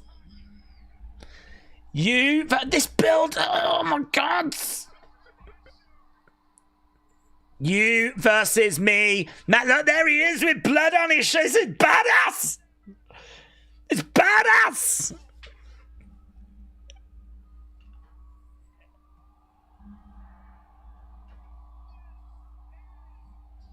What an amazing way to use Ludwig, Kaiser, and Chad's Gable. Look at the reactions. It's so great, says Tony. Mal Mama said, thanks for joining us. It was a great show. Dr. Luchalala, thank you, my friend. Firing in some memberships. Did I see that you'd fired a few more in as well? Yes. Dr. Luchalala, thank you, my friends. We do member streams every weekday. We'll be back to doing those all next week. Okay, the coverage has ended, but oh god, amazing, just amazing. I just seeing him stand there as well with blood on his shirt, his arms outstretched, after cutting such a passionate, eye for an eye, blood for blood, mask versus mask, and like the fans going crazy. It's such a jeez, wow. Just like wrestling perfection. Just so good. So good. Adam said it was amazing. Denham said, I love Chad, but Ludwig is Grande. Cameron, have a good night, buds. Dr. Huge said, I always appreciate the AAA streams. Well, the shows are just so easy to watch, aren't they? Muhammad Ali said the Saudi shows are also likely to be cancelled since Iran, US reached no point of agreement. Well, obviously a bit early for WrestleMania to be cancelled. But in regards to, I think there's a show coming up in June. I think that's the next one that was scheduled. That one obviously is looking very doubtful. I mean, they need to have like staging sorted, schedules sorted, hotels booked. I mean, there has to come a point. You can't just like get to the week before, can you? You've obviously got to be selling tickets and all of that. So yeah, I think there's going to be definite disruption there. I agree. I feel like there's going to be definite disruptions there. It feels like way too early to be speaking about WrestleMania next year, but I think there was another couple of Saudi shows that were scheduled. Have WWE got alternatives for next year WrestleMania? They'll shop it around, David, I'm sure. WWE are going to just go back to their partners and just say, how much are you going to offer us? At the end of the day, WrestleMania goes to the highest bidder. It'll be a disaster for WWE if that Saudi WrestleMania gets cancelled. That's 100 million is the number I've seen that's been offered up for that WrestleMania. You ain't getting remotely close to that. I think didn't someone say, or didn't we look that it was like 7-8 million that Vegas is paying for this year's 7-8 million. And you compare that to what they get from Saudi Arabia, it is just, there's no one that's going to be remotely close to that. That is just going to be a lot of money that they are going to lose.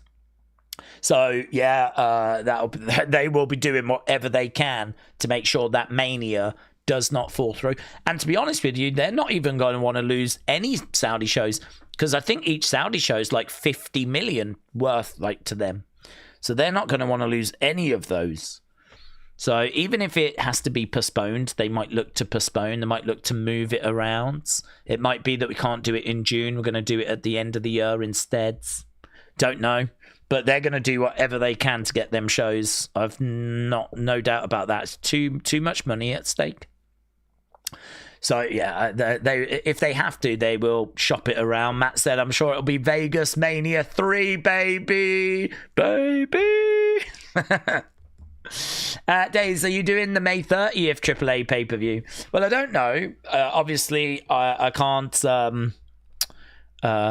really speak about it because I don't look that far in advance. But what I can say is I love AAA.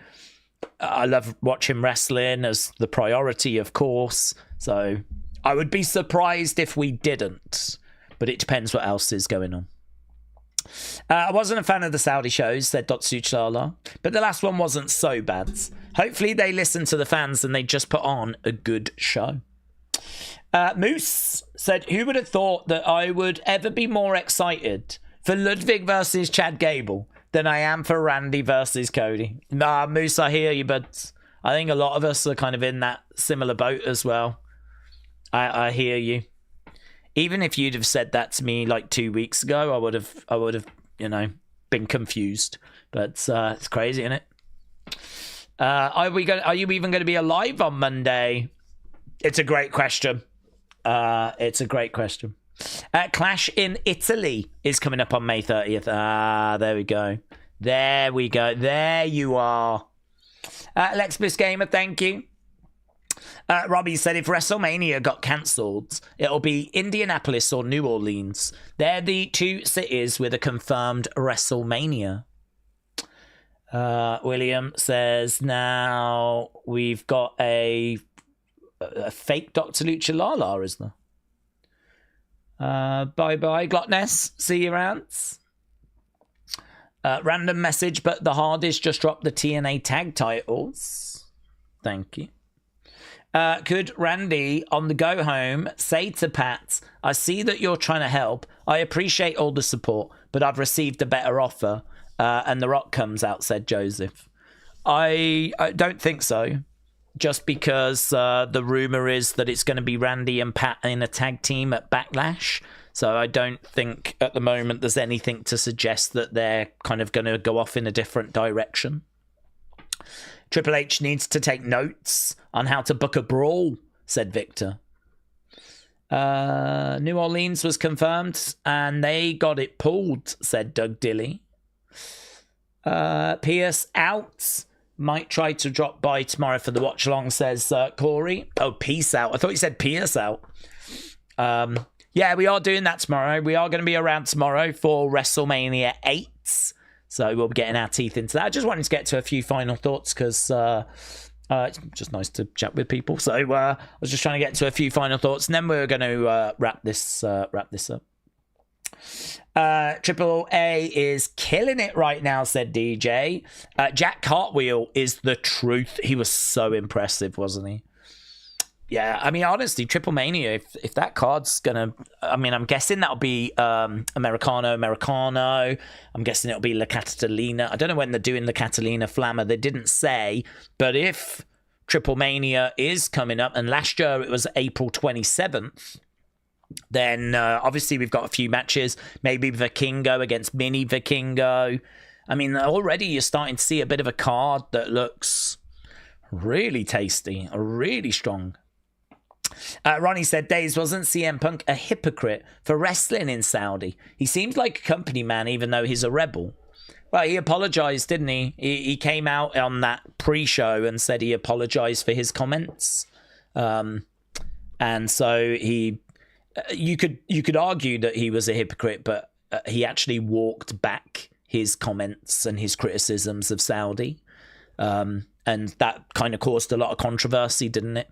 There was a lot of controversy around that. Like, should he have done that? I think John Cena... Didn't John Cena say that that was one of his favourite ever wrestling moments? Was CM Punk, like, apologising and being big enough, man enough to be able to do that. I think Cena said he had, like, a tear in his eye and all this kind of stuff. Okay, sure. I think a lot of fans are like, oh, not keen on that. But no, he basically apologized for his comments for what he said. So I think, I mean, like, to be honest with you, obviously the Saudi stuff is dirty because we wouldn't be going if it wasn't for the money. But whenever you watch those shows, there is a passionate fan base that's over there, very engaged fan base that makes a lot of noise and brings a lot of energy. Like, whenever they do those kickoff shows over there, or even the shows themselves, at first we had rich people that didn't know what was going on sat around ringside in these really posh chairs, and half of them were, like, on their phone during the matches, or just taking a picture, like, yeah, I'm at the wrestling, and they didn't care about the show. But we made a change to that, and we actually got, like, the passionate fans in the front. It's been, I don't think we can criticize the fans. And I think this is kind of where CM Punk was sort of coming from. Like, this is a global brand. That is a valid part of the fan base. It's not really their fault what their government is doing. And so I think that's why he kind of apologized and came out with the apology. And I think that's what John Cena respected. I mean, there's no escaping the fact we only go in there for the money, and it's, dirty in that regard. But I don't think he's looking at it that way. I think he's looking at it as, these are fans of the products that are just as valid and just as important as the fans you find in America or Canada or Europe. You know, this is a fan base that love WWE. This is a fan base that's very engaged, and, you know, I'm doing them a disservice by, you know, not wanting to be there, not wanting to perform for them. I'm only telling you, I think, what he is thinking, right? You can have your own thoughts on the whole situation, but my understanding is kind of that's where he is. That's his headspace. Mohammed says, sure, wishing everyone good health. Cena used to refuse to wrestle in Saudi after the Greatest Rumble. Why did he change his mind, says David? Actually, don't know. I don't think I've ever seen an answer to that one as to why he changed his mind. So not sure I can give you an answer on that one. My favorite AAA moment is definitely El Grande versus original El Grande announcement, says Carl. Scottish said, I got a question. Mini Vikingo, is he related? Again, can't really give you much on AAA because we don't really watch it. What I do know is I just looked and he is 17. He currently works for AAA. I've got a bio in front of me. Made his appearances, Korea. He was on the Indies. There's nothing to suggest they're related.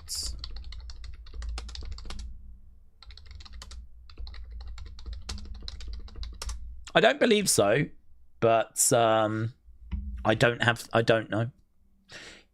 Mini Vikingo is not for the sickos. Okay. Vikingo's been doing well since he was 14. Blimey now. On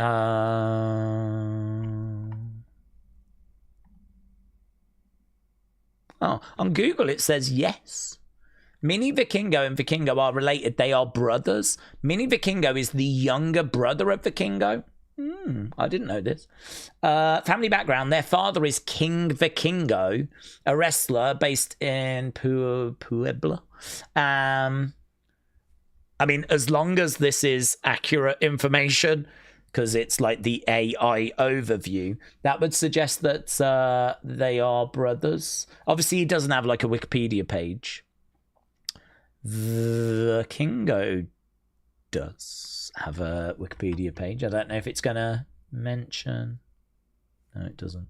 The AI overview says they are brothers.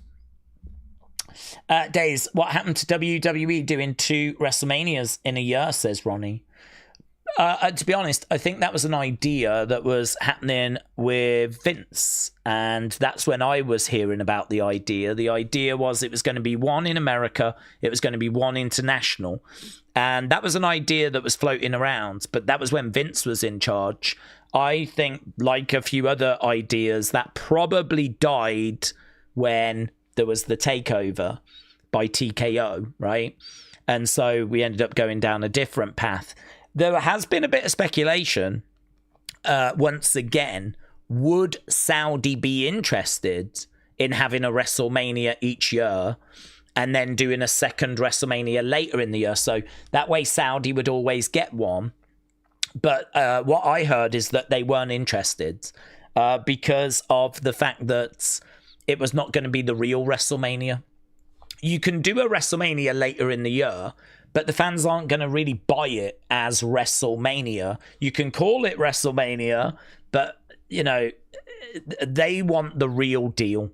They want the April WrestleMania, and I believe that this was all part of the negotiation process. So my understanding was that there was chatter of 2 WrestleManias when Vince was in charge. Don't know how far that got. Then TKO took over. I think it did kind of resurface.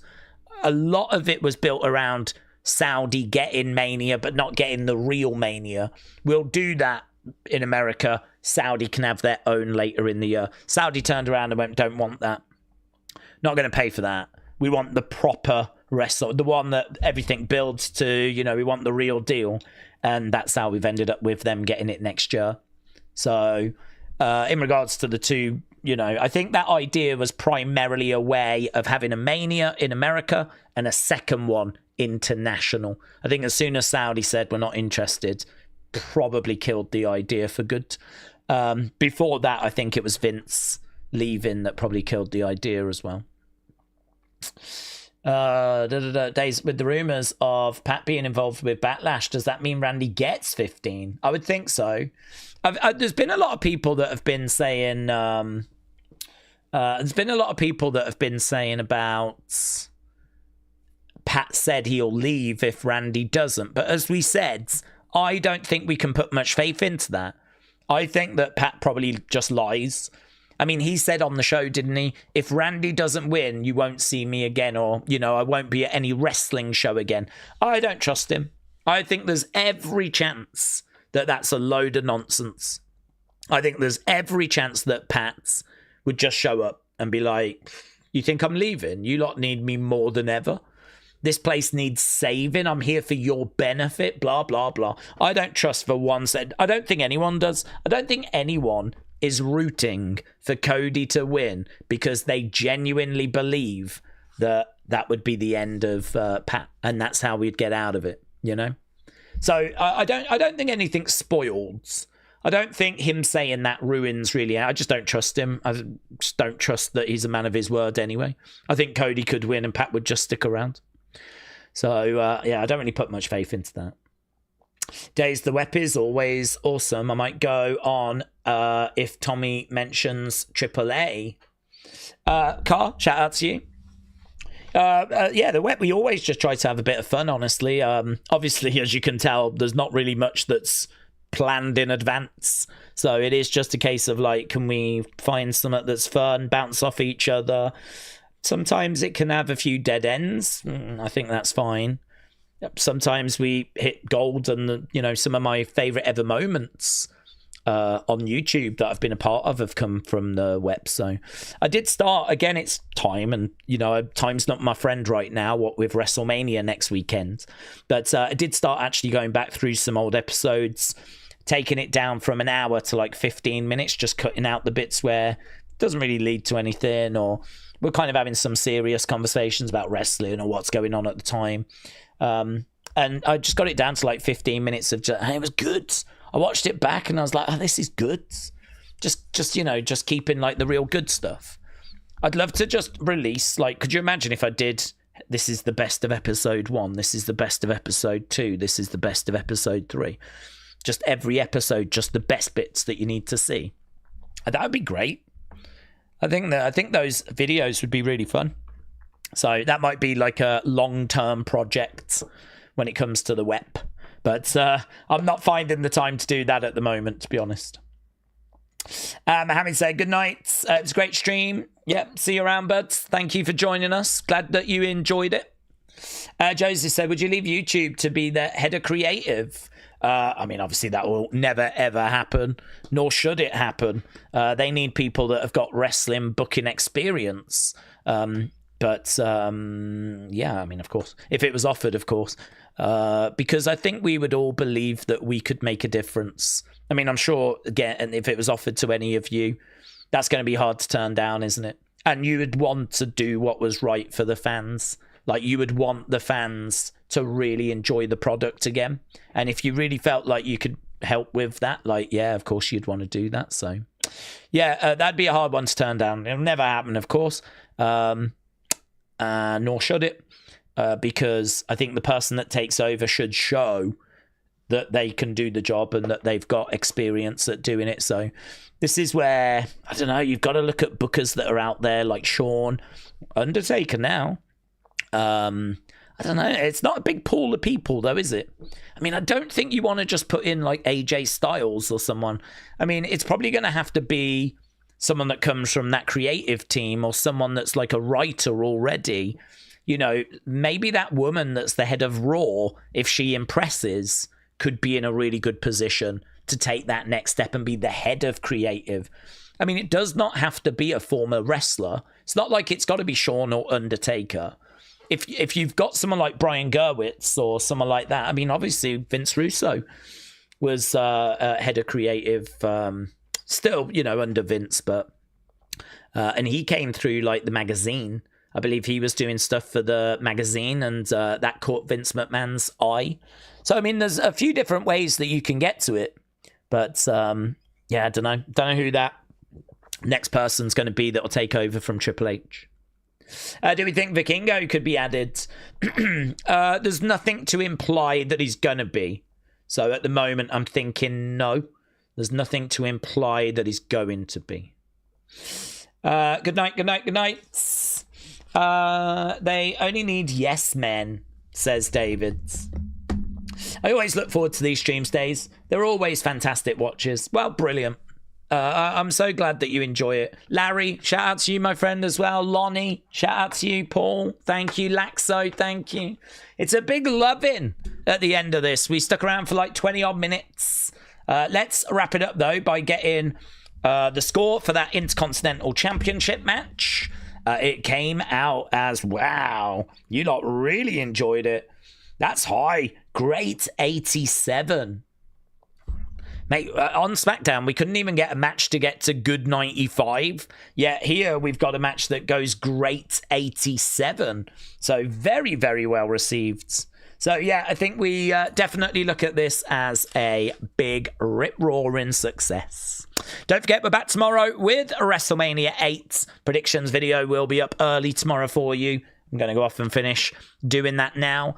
I'll probably get that up early. Maybe drop. I don't know if I'll drop an unseen. It depends what's out there, really. I haven't seen loads of news today. So I think everyone's still just upset about yesterday. So yeah, I don't think there is tons that's out there. But yeah, fantastic. Tyler, thank you. King Yeti, thank you. Joseph, shout out to you. Michael, Laxo, Glockness, David, Carr, thank you, my friends. I will see you next time. Have a great evening. Bye for now.